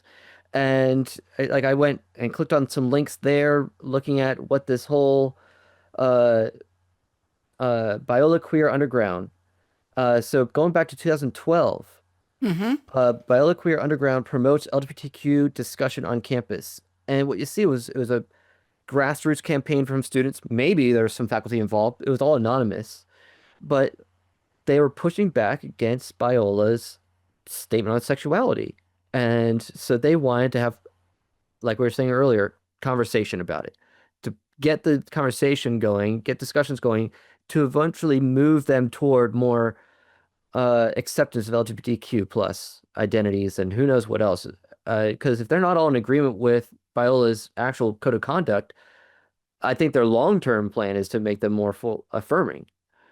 But it started as a pushback, and I think that's what is the predecessor to what you had with Sustinere and then the dwelling. Yeah, and I wasn't going to go into all that here. I'm going to do a separate blog post about that. But yeah, there was some events that led to all this that kind of pushed it forward. You're absolutely right. It's reminiscent to me of what happened within like the American Psychiatric Association and the removal of homosexuality from the DSM in 1973. People don't know how politically charged that decision was. The years preceding that decision were characterized by LGBT activists or just gay activists at the time coming to APA conferences and protesting and getting up on stage and like heckling people and just doing these stuff that you're used to seeing these days, 2016, 2015, with conservative speakers going to a college campus and they get shouted down or someone jumps on stage and tries to disrupt their presentation. That sort of stuff was happening at the APA conferences. And so it's reminiscent of that to me, that there was this, like, we got to fight, this sort of activist sort of movement that was going on in the student body. Yeah. Now, I want to talk about conversion therapy because it's mentioned in the article, so we're going to talk about it. I'm going to show on the screen here an article on, speaking of the American Psychological Association. This is a statement on their website from an article called Resolution on Appropriate Affirmative Responses to Sexual Orientation Distress and Change Efforts. And again, this is on the American Psychological Association website. And this is basically advice from the APA on how to deal with homosexuality, particularly in faith-based contexts where there could be disagreement about how to deal with this. So I'm going to just read a couple quotes here, and then we're going to read something on the Biola website and have you respond. The APA is concerned about ongoing efforts to mischaracterize homosexuality and promote the notion that sexual orientation, so this is the word in psychology that we've been talking about, can be changed, that sexual orientation can be changed, and about the resurgence of sexual orientation change efforts, or SOCE. SOCE for short. Yeah. Pardon? We just usually say SOCE for short. SOCE, that's how you say it. All right. SOCE has been controversial due to tensions between the values held by some faith-based organizations on the one hand and those held by lesbian, gay, and bisexual rights organizations and professional and scientific organizations on the other. So this is a long document, but I just want to highlight this one other section, and it's kind of advice for parents, or I would even extend it to people who work with young people. Be it further resolved that the APA advises parents, guardians, young people, and their families to avoid sexual orientation change efforts that portray homosexuality as a mental illness or developmental disorder, and to seek psychotherapy, social support, and educational services that provide accurate information on sexual orientation and sexuality, increase family and school support, and reduce rejection of sexual minority youth. Now, if I were just to take the godless component out of the APA, I have to admit, this kind of sounds a lot like what Biola was doing in its policies of the support language and the education language and sexual orientation. Now, I get it that's changed. As of 2 days ago, they took out the sexual orientation language. But let's look at what's on the Rosemead School of Psychology website. Now, Rosemead School of Psychology is the official graduate school in psychology that's connected to Biola University. And it is considered to be, I think, one of the most prestigious places to go if you're a Christian to get your PhD. I don't think that's where Andrew went. But I didn't get my PhD yet. So. But under their frequently asked questions page, there's a section about their statement on conversion therapy. We recognize that it is commonly assumed that faith-based psychology programs teach conversion therapy. Rosemead School of Psychology and the Biola Counseling Center do not teach or practice conversion therapy for same-sex oriented individuals. Isn't that wording interesting? Yeah. That they're using the word oriented. However, we believe that individuals who seek psychological treatment in order to process any incongruent feelings, beliefs, behavior, and attitudes, again, very reminiscent wording from the previous statement on gender, between their sexual orientation and religious convictions. Also interesting wording that they're using the word sexual orientation. These should be treated with respect and these differences in a client-centered approach. Our goal, dropping down a little bit, our goal is to integrate faith and practice in a way that dignifies all people as image bearers of God. They really like that image bearer language. It's everywhere. We believe that Scripture provides the greatest insight into the human condition. This is why the integration of theology and psychology is important in training psychologists to understand their role in partnering with God in his redemptive work in an individual's life and the Spirit's guidance in their practice. So here again, I see the tension, though, between the kind of therapeutic, secular, psychological language of sexual orientation, the aversion to conversion therapy, whatever that is, which isn't Hmm. super defined, but also the Bible, theology, it gives us insight, all of that. There's kind of this tension between those two things. I don't know, Andrew, am I imagining it, or, what do you make of the Rosemead statement in light of comparing with the APA statement? Like, do they seem like they're kind of on the same page? Because to me, it kind of seems like they're on the same page or a similar Oh, page. if anything, they're copying from the APA, and likely because if they're worried about losing accreditation, uh, Okay. then then they're adhering to what the APA says about so-called conversion therapy or SOCI, or yeah, they used to call it SOCI when they passed the first ban for minors in California in 2012. But later on, they started calling it conversion therapy more because they realized, oh, if we just ban therapy for changing same-sex attraction, then that doesn't include trying to help people align their gender identity with reality, or what I would understand it as. So they use conversion therapy because it's a broader blanket term, so they can cover both therapy aimed to help people change same-sex attraction, as well as therapy to help people change gender identity confusion. So, so wherever you see SOCI or conversion therapy, those terms are used interchangeably. And so what you see is this chilling effect. Everyone's scared to death of being viewed as or being accused of being a conversion therapist. So, Because I think that they have I to did a whole disavow. show with Joe Dallas, who's a Hmm. mutual friend of ours, about conversion therapy. He's a former president of Exodus International. And we talked about some of that chilling effect and Yeah. how, like the association that some people have with conversion therapy is like you're electrocuting people, you're Yeah. electrocuting gay people, or you're trying to just do crazy deliverance stunts or something, Yeah. that's conversion therapy.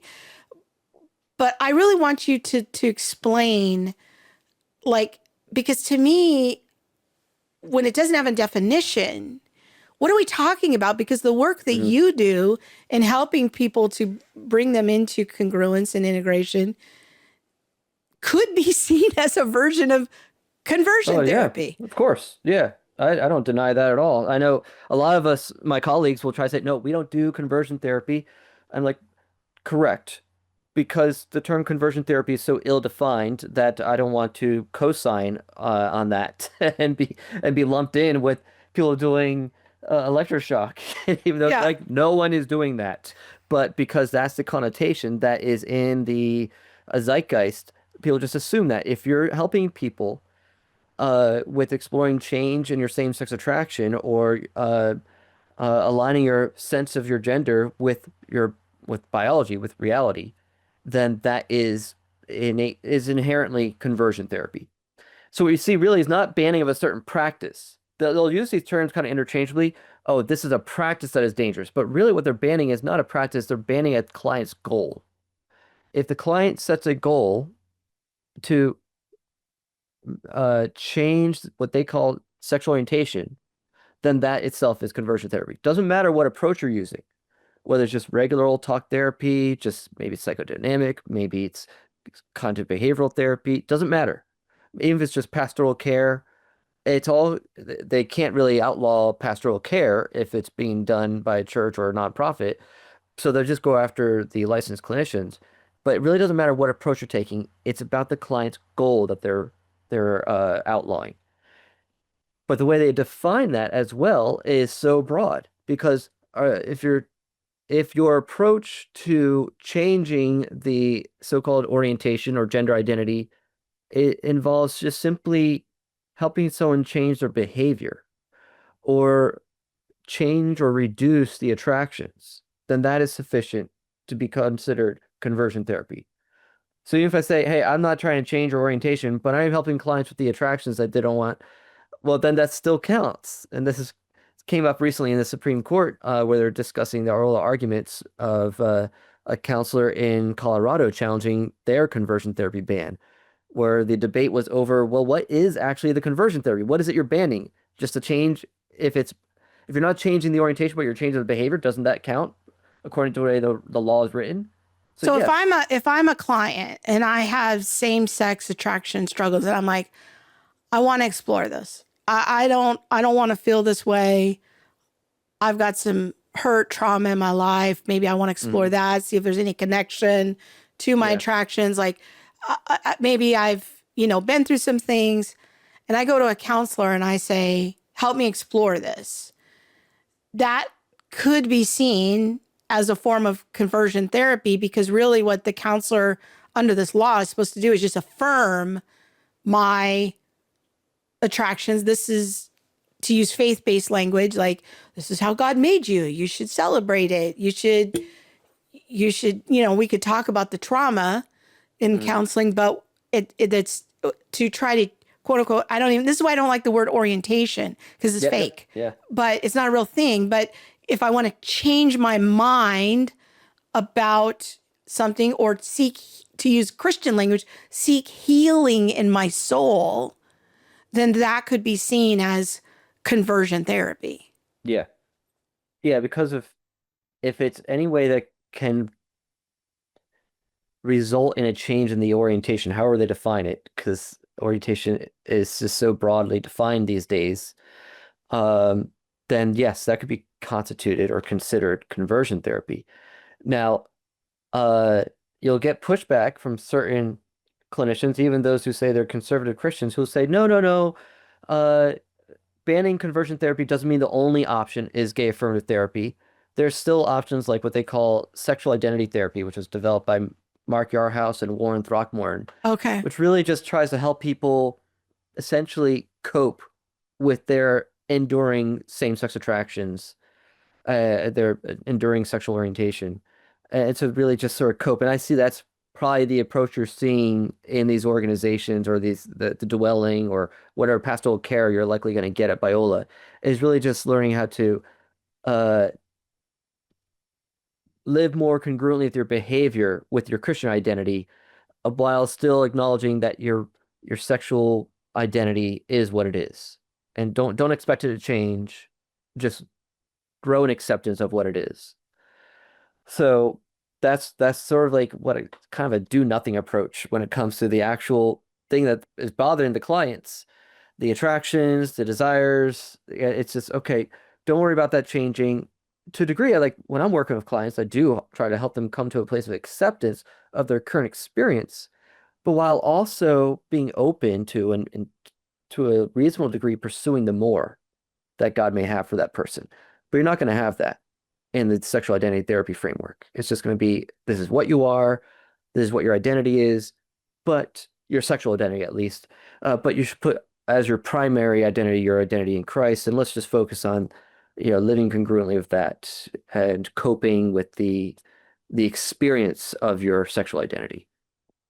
So here we're going back to my example earlier. When a young person comes to a youth worker or professor or teacher, and they confide in them that they're having these struggles, or even a parent, like right in that moment, you have seconds to figure out how you are going to counsel that young person, and how you're going to help them make sense of their experience. And if you're not ready for that, whatever your first kind of inclination is really what's going to stick with them, whatever that counsel is.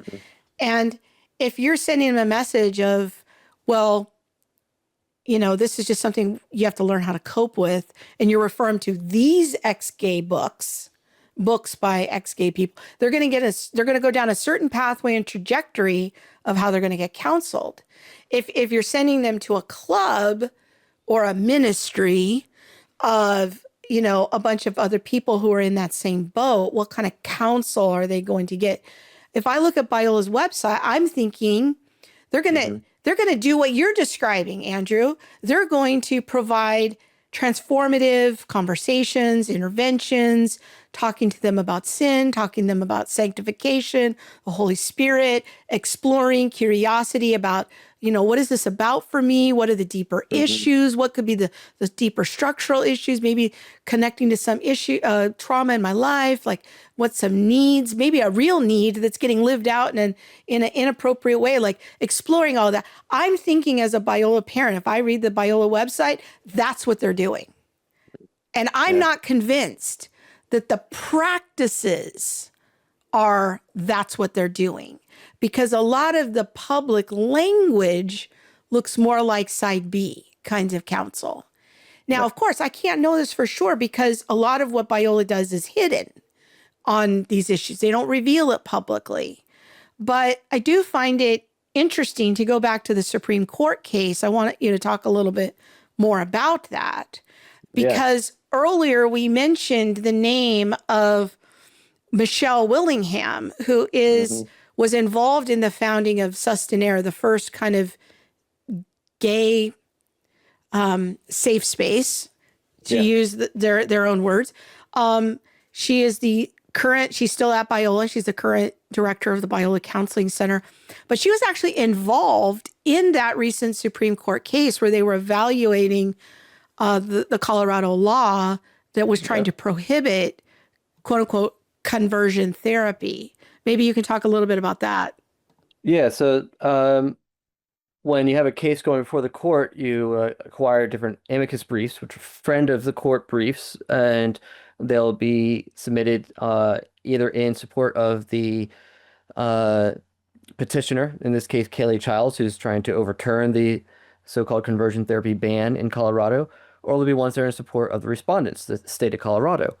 And so myself and a bunch of my colleagues, we wrote amicus briefs in support of Kaylee Childs, and but it was interesting to me to see some of the amicus briefs that were submitted on the side of the state supporting their ban on so-called conversion therapy, and thereby some of these notable advocates of side B gay Christianity, like Gregory Coles, Julia Sadusky, who I've done a video about because she attacked our work, and then Julia Sadusky co-wrote this amicus brief with a few people, and one of them was Michelle Willingham, the director of the counseling center there at Biola.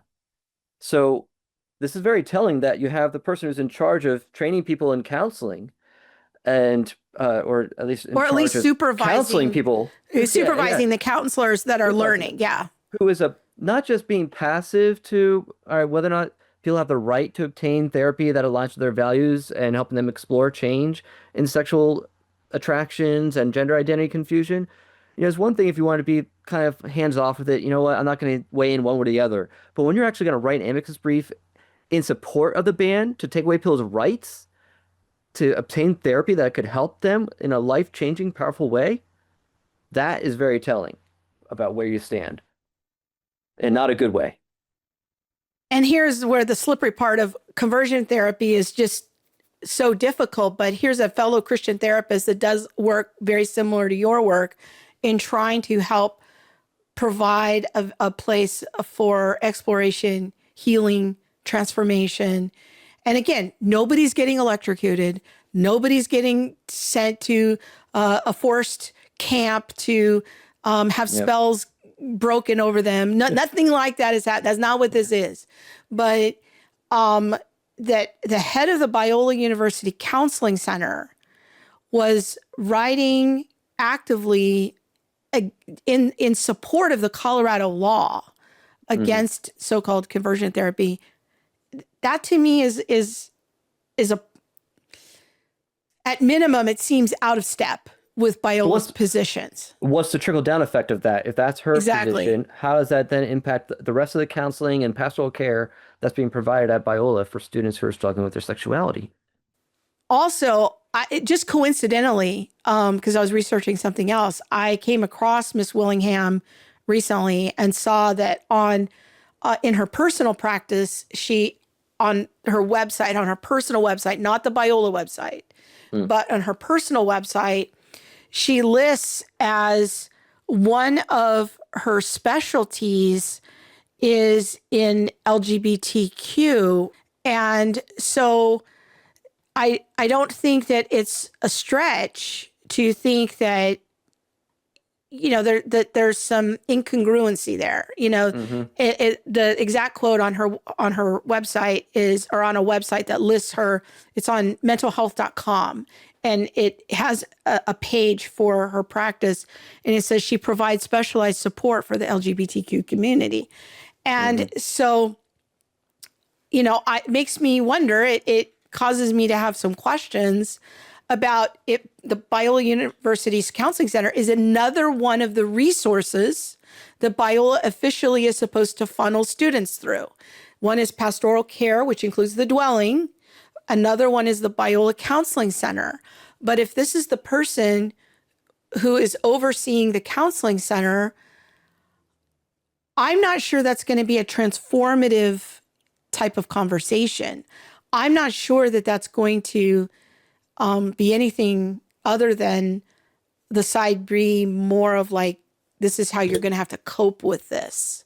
Yeah. This is how you're going to have to live with it or become affirming. I can tell you anecdotally, I've had many people write to me over the years and say that they know a number of former Biola students that were kind of trying to suppress it while they were there, and now they're just fully gay.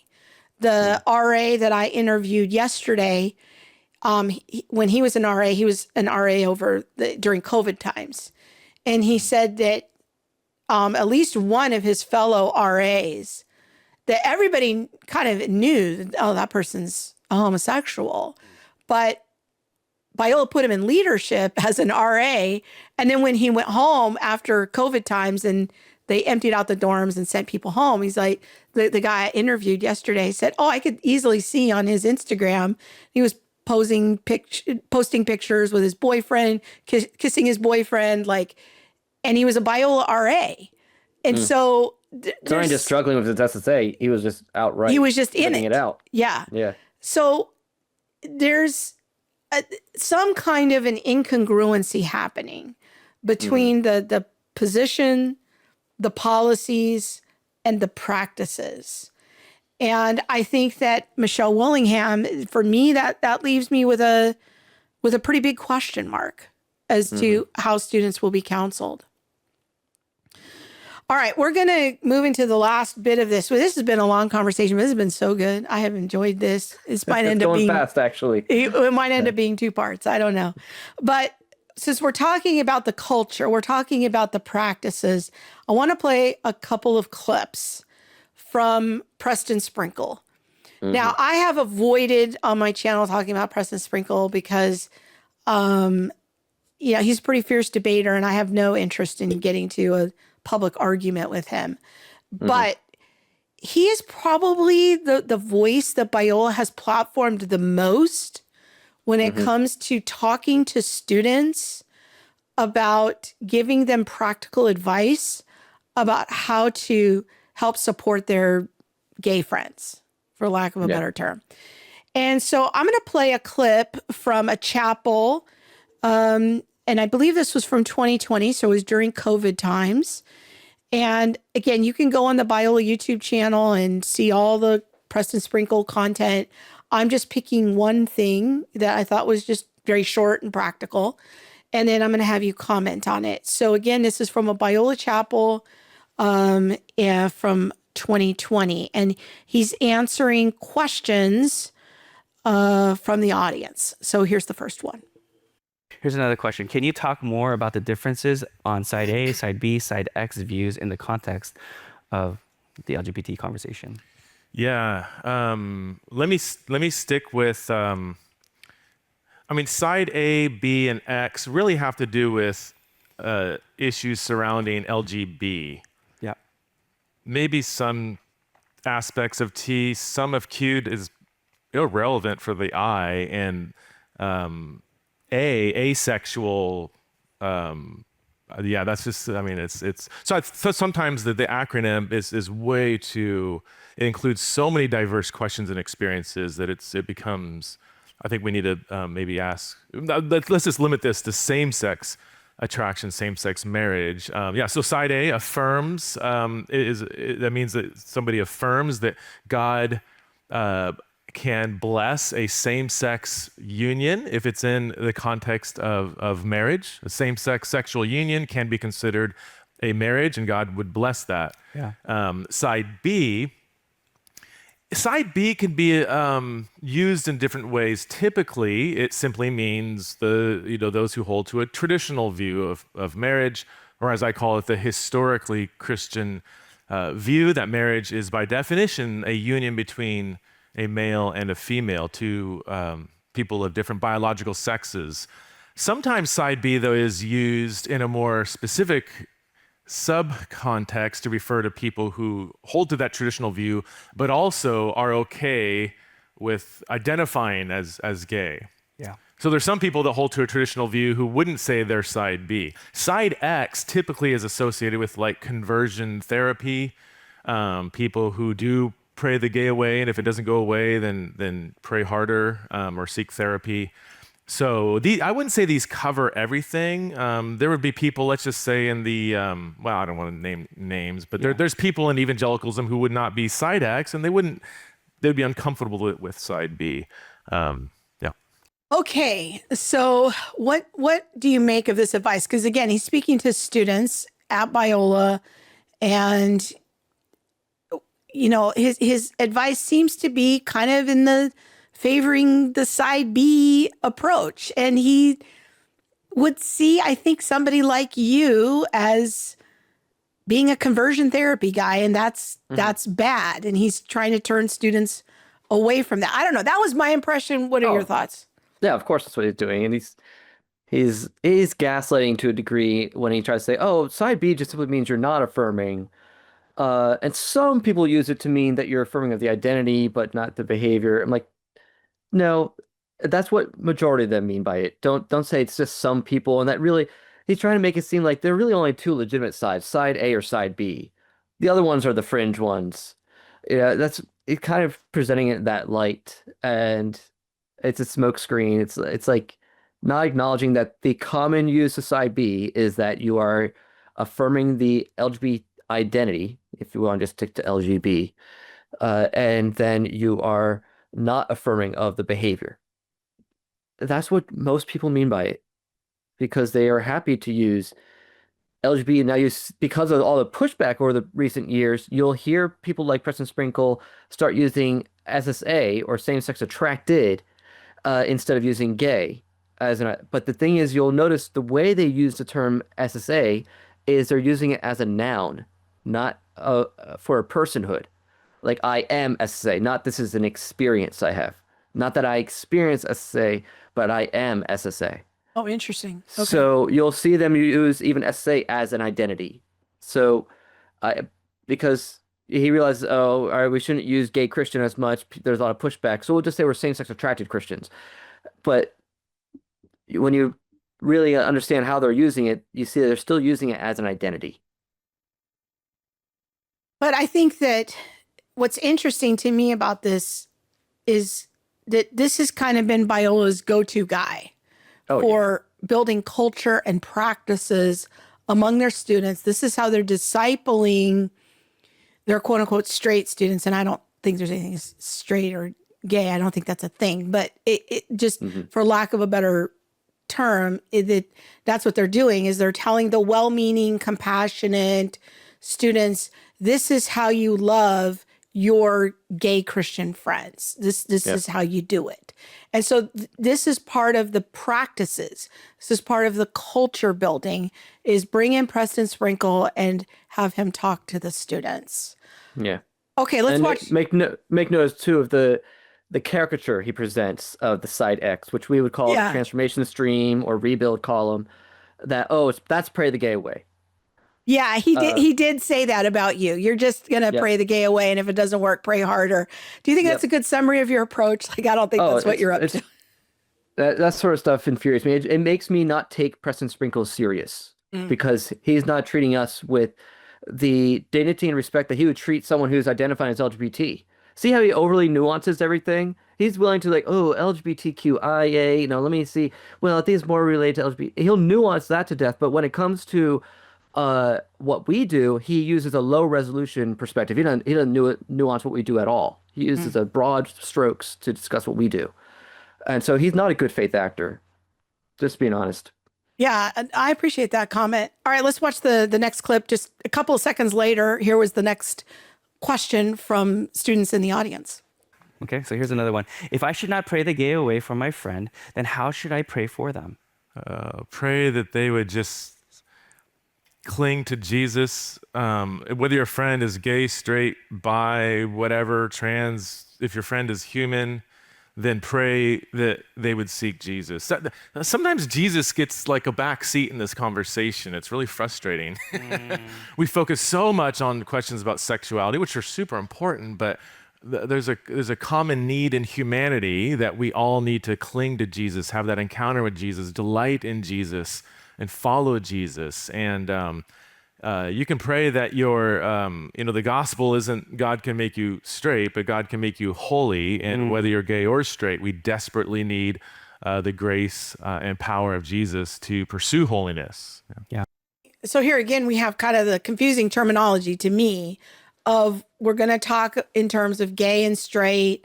We're going to talk in terms of, the more psychological framework of how to think about people.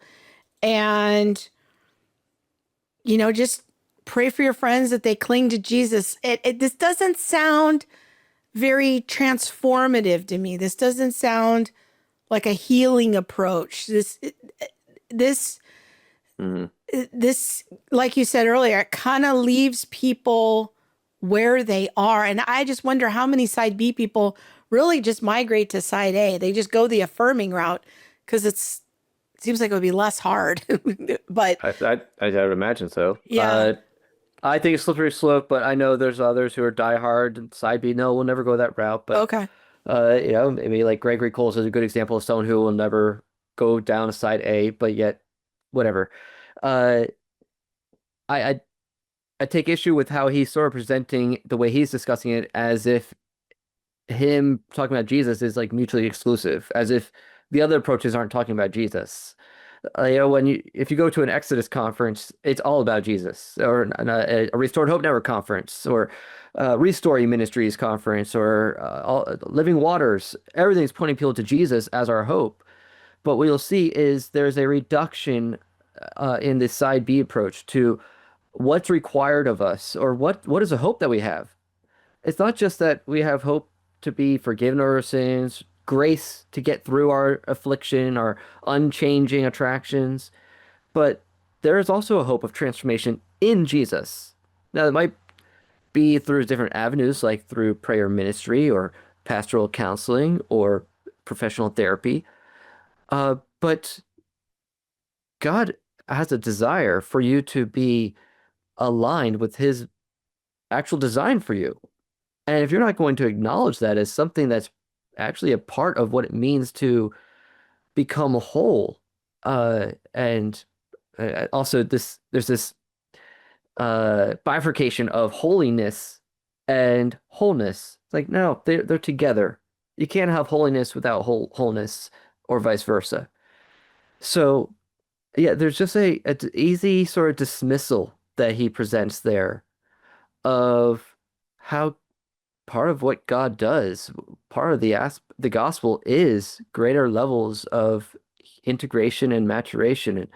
And the whole Biola's statement seems to indicate that your affections change, that you mature into who God designed you to be, but yet the advice they're giving contradicts it. Yeah. I want to play next a short clip from Sean McDowell, and he had Preston Sprinkle on a podcast earlier this year. So this is more recent. So some people may say, well, maybe Preston Sprinkle doesn't have those views anymore, as that video is 5 years ago. It's very, very old. Well, here's a video from 9 months ago, earlier this year, on Sean McDowell's, I think it's on the official Biola podcast. And they had like a 2-hour conversation and really got into some stuff. I just thought this was such an interesting little clip from Sean describing his personal evolution on the issue of counseling and giving informal counsel to young people, and how he's changed over the last 15 years. I think it kind of reflects my own journey on the issue, and I wanted to just play this very short clip and then we can react to it. So you go back 10, 15 years ago, and it's like, as long as we hold the line on natural marriage, I'm good. Let's go. Lock arms, united front. So people differ on the ex-gay issue. People differ on whether you should identify as gay. It wasn't the pronoun issue yet, but it was starting to emerge maybe a decade ago. And since that time, I I'd have to say I've gotten more and more concerned over certain issues. And some would probably say I've moved to the right on this. And these characterizations we got to be careful with. But for example, I would say things like probably 12 or, I don't know, 15 years ago, I'd say, hey, black, white, male, female, gay or straight. Now, the intention of that is to say, hey, everybody, no matter where you're from, no matter where you are, God loves you, you're made in God's image. But then increasingly over time, that language makes me uncomfortable. And we're going to come back to this in more detail because that might be an area we see differently. That like male and female built into creation, that's a part of our identity. Gay and straight, is that an objective ontological part of our identity? So I won't use that language anymore. I think it's misguided. I think it's mistaken. I don't think it helps people. That's an area that I've shifted on. Yeah, I think that I can kind of resonate with that and how I've evolved in, just thinking in the beginning, like, oh, we just have to affirm biblical marriage. In fact, when I went on the Revoice site for the first time, I thought, oh man, this looks like a great thing, a great ministry. It has all this sophisticated theological language and not realizing, what was really behind it, what was underneath it. And as I've learned over the last, 10 years or so, I've changed a lot of my language and have changed my views. But it has definitely, like Sean, been a bit of an evolution for me. I don't know. Have you seen that in other spaces? I know like Rosaria Butterfield, she's kind of changed her position on using pronouns and become more conservative about that. I don't think I'm alone in that. I don't know if you have any thoughts about it. Yeah, I think people start to realize, oh, wait. Well, on one hand, I think the trans issue helped people realize we've gotten a little too lenient with how we are willing to cede territory when it comes to defining male and female and the relationships that should be promoted between them, at least within the church. So people start to realize, oh my gosh, we're kind of digressing, or we're devolving in our understanding of things here. We need to get back some ground. And so yeah, and actually I would say it was Rosaria Butterfield that has been most influential for Sean McDowell becoming more conservative in his viewpoint on this. So she's been on his podcast a couple times, and she's kind of won him over in a lot of ways, which is really interesting because there's a lot of enmity between her and Preston Sprinkle, or at least she's been very combative toward Preston Sprinkle, but they've yet to actually engage each other directly in any way. Yeah. So Sean's kind of being the middleman here by seeing where does he land now, given how I've been influenced. They're not saying it's Rosaria that's influenced him, but you can tell. So. Well, later in the conversation, this is the last clip, but Sean tries to nail Preston Sprinkle down on his position on using the term gay Christian. Now, Sean feels like this is not a helpful term. He's stopped using this designation. Preston at first gives a little bit of a rambling answer, but the bottom line of it was he takes it on a case-by-case basis, whether or not he finds the term gay Christian helpful. And he uses Gregory Coles as an example of somebody who calls himself a gay Christian, but he tries to put it in kind of this missionary context of, well, he's trying to, if he's in a Starbucks with his Bible and some gay people come up to him and say, how could you read the Bible? And he says, well, I'm a great gay Christian, and kind of uses it in a missional context. And then it could be okay. And frankly, I'm not sure that that's how most people use the term, but I understand what he's saying there. So Sean kind of circles back to him and tries to press him a little bit more in the very gentle Sean McDowell way of doing it, and tries to get Preston Sprinkle to have a little bit more specificity about the issue. So we're going to watch this extended clip, and just as a production note, I'm going to cut the clip down after this, so it won't be this long at the end, but we're just going to watch the whole thing for now so we can get the whole context, and then we'll comment on it. It is you said in a case-by-case basis, when somebody says they're gay, you want to know what they mean. And you take it as same-sex attracted, at least initially. Yes. There was a very interesting, or there is a very exchange on your website between, I think it's Greg Coles and Rachel Gilson, on whether we should identify as gay. That is one of the most helpful back and forths that I've seen. And it seems like Greg takes more the position that you're taking.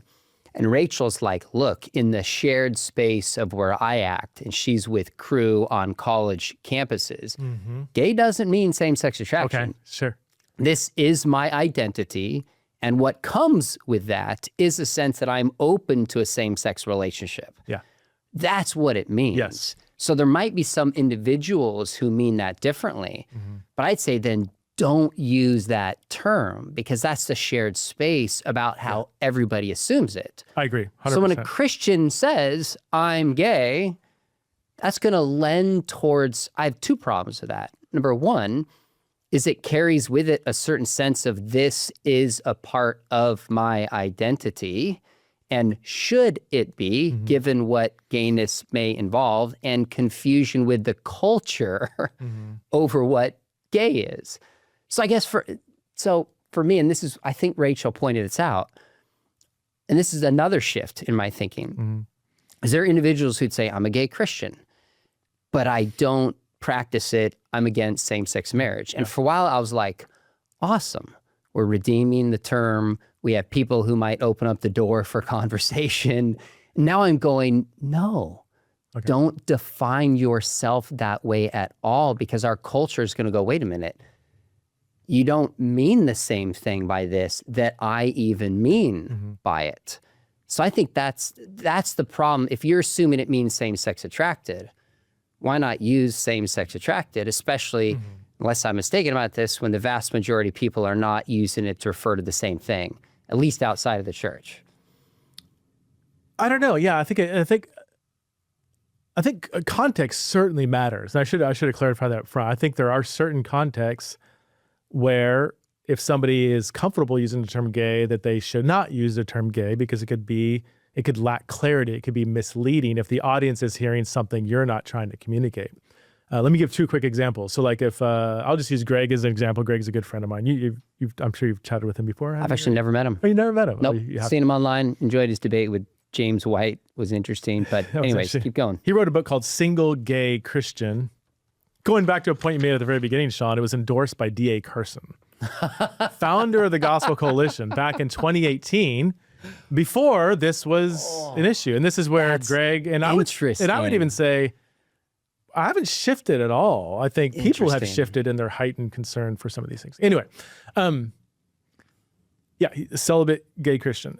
If he goes into a conservative church to preach and he introduces himself cold turkey, hi, my name is Greg, I'm a gay Christian. Now open up to Romans 1 and we're going to talk. That would be disastrous. You have just been very unclear, because if it's a very conservative church, all they're going to hear is you affirm same-sex marriage, or you endorse a certain political ideology. They're going to have all the baggage that you kind of described that Rachel might encounter in her context. That term gay is going to miscommunicate what he's trying to say and is going to put relational walls up and is going to be unhelpful. Now, same person, Greg, say he's, I don't know if you've heard me use this illustration before, but say he's in Starbucks reading his Bible. He often reads his Bible in public places. He's a zealous Jesus follower. And say in walks a non-Christian gay person and looks down and says, oh, reading the Bible, huh? You must be a Christian. And Greg says, yeah, I'm actually a pastor. And the guy says, well, must be nice. Unfortunately, I'm gay, so I can't be a Christian. And that's a very prevalent thing, that if you're I've had that happen to me. Yeah. What would be more missiologically helpful for Greg to say, oh, well, actually, I wrestle with the sin of same-sex attraction too. Or if he said, oh, I'm gay too. And what that person means is not necessarily, you're going to say, well, by gay, he means affirming same-sex. It depends. I think for a lot of people, they think simply by the fact that I'm attracted to the same sex, the Christian church and Christianity won't touch me. The Christian God wants nothing to do with me. and I am excluded simply because I'm attracted to the same sex. By Greg using the term gay, I would say that's more missiologically helpful to deconstruct that warped view that if you're same-sex attracted, you cannot be in God's favor, than if he sort of uses a Christian term that's just not going to resonate with that kid. The guy's going to say, I don't know what you just said, but that's not who I am, you know? So that's context. helpful. And I appreciate that your heart is missiological. If Greg's sitting there struggling, I don't know him, it's hypothetical to me. Yeah. And someone goes, I'm gay. I'd say, no, you're not. You have same-sex attraction. That's not who you are. You're a male made in God's image with dignity and value and worth, and you wrestle with sin like all of us do. Now, how I navigate that, you know, obviously there has to be some wisdom given the context, but even that sense of like, I'm gay, I want to go, no, don't start there in terms of that's who you are. That's got to be clarified in my mind. Okay, so what are your thoughts about what Preston Sprinkle is doing here? It's a lot of nuance. Yeah. I actually did a full video commenting on this clip on my channel. So it's simply just, it's either willfully ignorant or it's naive to think that when someone says they're gay, that they just simply mean that they experience same-sex attraction. And even if they're not acting on it, even if you got someone who is maybe against indulging in that attraction, when they use the term gay, historically, that has meant that they are seeing it as intrinsic to their identity, intrinsic to who they are. So there's a big difference between saying I'm gay and saying I have same-sex attraction, or I experience same-sex attraction or same-sex arousal, you know? So I do not find that term helpful. I also take real issue with his idea that, well, depending on the context, you can use the term or not use the term. That's a breach of integrity. I shouldn't have to qualify my self-description based on who my audience is. I should be able to be the same person whether I'm in this crowd or this crowd. So I find that a bit of a foolish advice given there. That, oh, okay, we're on the conservatives, you don't use the term gay. But if you're out in public where someone else who says they're gay, then you can use the term that you're being gay. That's sending mixed messages. And ultimately what you see is just, it's confusing. And to think that it would be more missiological to say, oh, well, I'm gay as well, I just don't act on it. Like, I don't see that as being more missiological. I think it would be more missiological to say, well, first to ask the person, when you say you're gay, what do you mean by that? Does that mean that you think that you actually are in a gay relationship? Well, because guess what? That would mean that, yes, you cannot be a Christian if you're not unrepentant in your homosexuality. You have to choose to repent. Like, Jesus gave the fine print up front. Jesus said, you got to pick up your cross and follow me. He didn't cater to people who want to hold on to their sins still. So missiological does mean oftentimes giving people some hard truths, even in the initial encounter.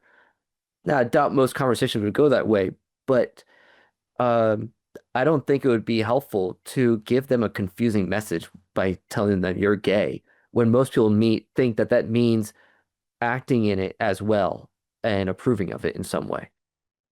I think one of the confusing aspects of the whole conversation is that we've made a sin into an identity. Yeah. And so what Biola's policies, in my opinion, still lack is language around repentance and sin. They call, they recognize the brokenness of our world, that we're in a fallen condition, which I appreciate. And so the framework of sin, I get it, it's latent underneath that. Mm-hmm. But there's nowhere in the discussion of, well, the first step is repentance. And the confusion is that we have turned a behavior and a sin into an identity to the point that we're going to create safe spaces for this. And we're going to affirm it as an orientation and identity. And this is why I take issue now with that kind of language. We've made something that the Bible says is fairly simple into something that is fairly complicated. And what you're doing in your work as a counselor and working with people that do have these struggles. And I recognize we live in a fallen world and there is sin and people do have struggles and they end up in these situations for a lot of different reasons. But what your work is really partnering with the Holy Spirit in trying to help the person explore, what is this really about for you? What is maybe the desires that were there as a child that were wounded, or what are the things that this attraction is really about? And that's hard work to explore that. But ultimately, what it is some combination of sanctification and moving toward healing for the soul. And that's the language that to me is missing in all of this. And the way that Preston Sprinkle talks is, I just don't hear that. I don't hear that posture, that position of how to think about it. I don't know if you have any final thoughts about that before we go. No, if anything, he'll criticize those who have that sort of idea and espouse the idea of healing. He in the chapel video that we were showing clips from earlier, he literally mocks it. Because it's saying, pray the gay away. Changed. Yeah. And then they mess up later, and so clearly they're still gay. You know, he just, and then you see the audience, you hear the audience laugh. You know, that he makes a joke out of us. But we don't say that with alcoholism. When someone has a relapse about alcoholism or a relapse with drug abuse, we don't laugh at them, or we don't turn it into an identity or a condition. We just say they're struggling, they're making progress. I've done a lot of lay kind of, I don't want to say counseling because that would diminish what you do, which is the real work, but like discussions with people, with men who struggle with porn addiction, and watching them struggle through that and make meaningful progress and eventually get freedom and healing from it, sometimes after decades of struggling with it. I mean, that's the beautiful thing of the Christian life and part of what it means to be a Christian. That's not to say that there aren't relapses, there aren't sometimes struggles along the way, but nobody turns porn addiction into an identity and makes a club out of it. Well, we're heading there, because when you look up the current definitions of sexual orientation, any sort of sexual arousal template is justification for its own orientation. BDSM, kink, all. So what is the type of porn you're into? Well, guess what? That's your orientation. So to me, it's just a matter of time before that same sort of mentality creeps into the church. So that would be sad. That would be very sad. But yeah. I mean, well, gosh, Preston Sprinkle got himself some hot water a few years ago by talking about polyamory, saying that at some point churches are going to have to figure out how to address that issue, because we're going to have polyamorous couples going to church, and how are we going to accommodate them? We're going to tell them to repent. Yeah. That's what we're going to do. Oh, gosh. Well, thank you, Andrew. This has been super helpful. Thank you for being on this journey with me and being such a great conversation partner. I really appreciate it. Thank you. Tell people about your channel. I want to make sure that people know about it and can follow your adventures with the Psycho Bible channel. Yeah, just search for Psycho Bible, all one word. It's a play on words. So instead of just Psycho Babble, you're getting babbling about psychology and theology, and of course sexuality, because that's been the major focus of my channel the past few years because of the importance of that topic right now. But I'm a Christian counselor, so I'm providing a Christian counselor lens to these issues of psychology and theology and sexuality. Well, thank you so much for what you're doing, and we really appreciate it. And I look forward to more of our conversations in the future. Thank you so much. Thank you.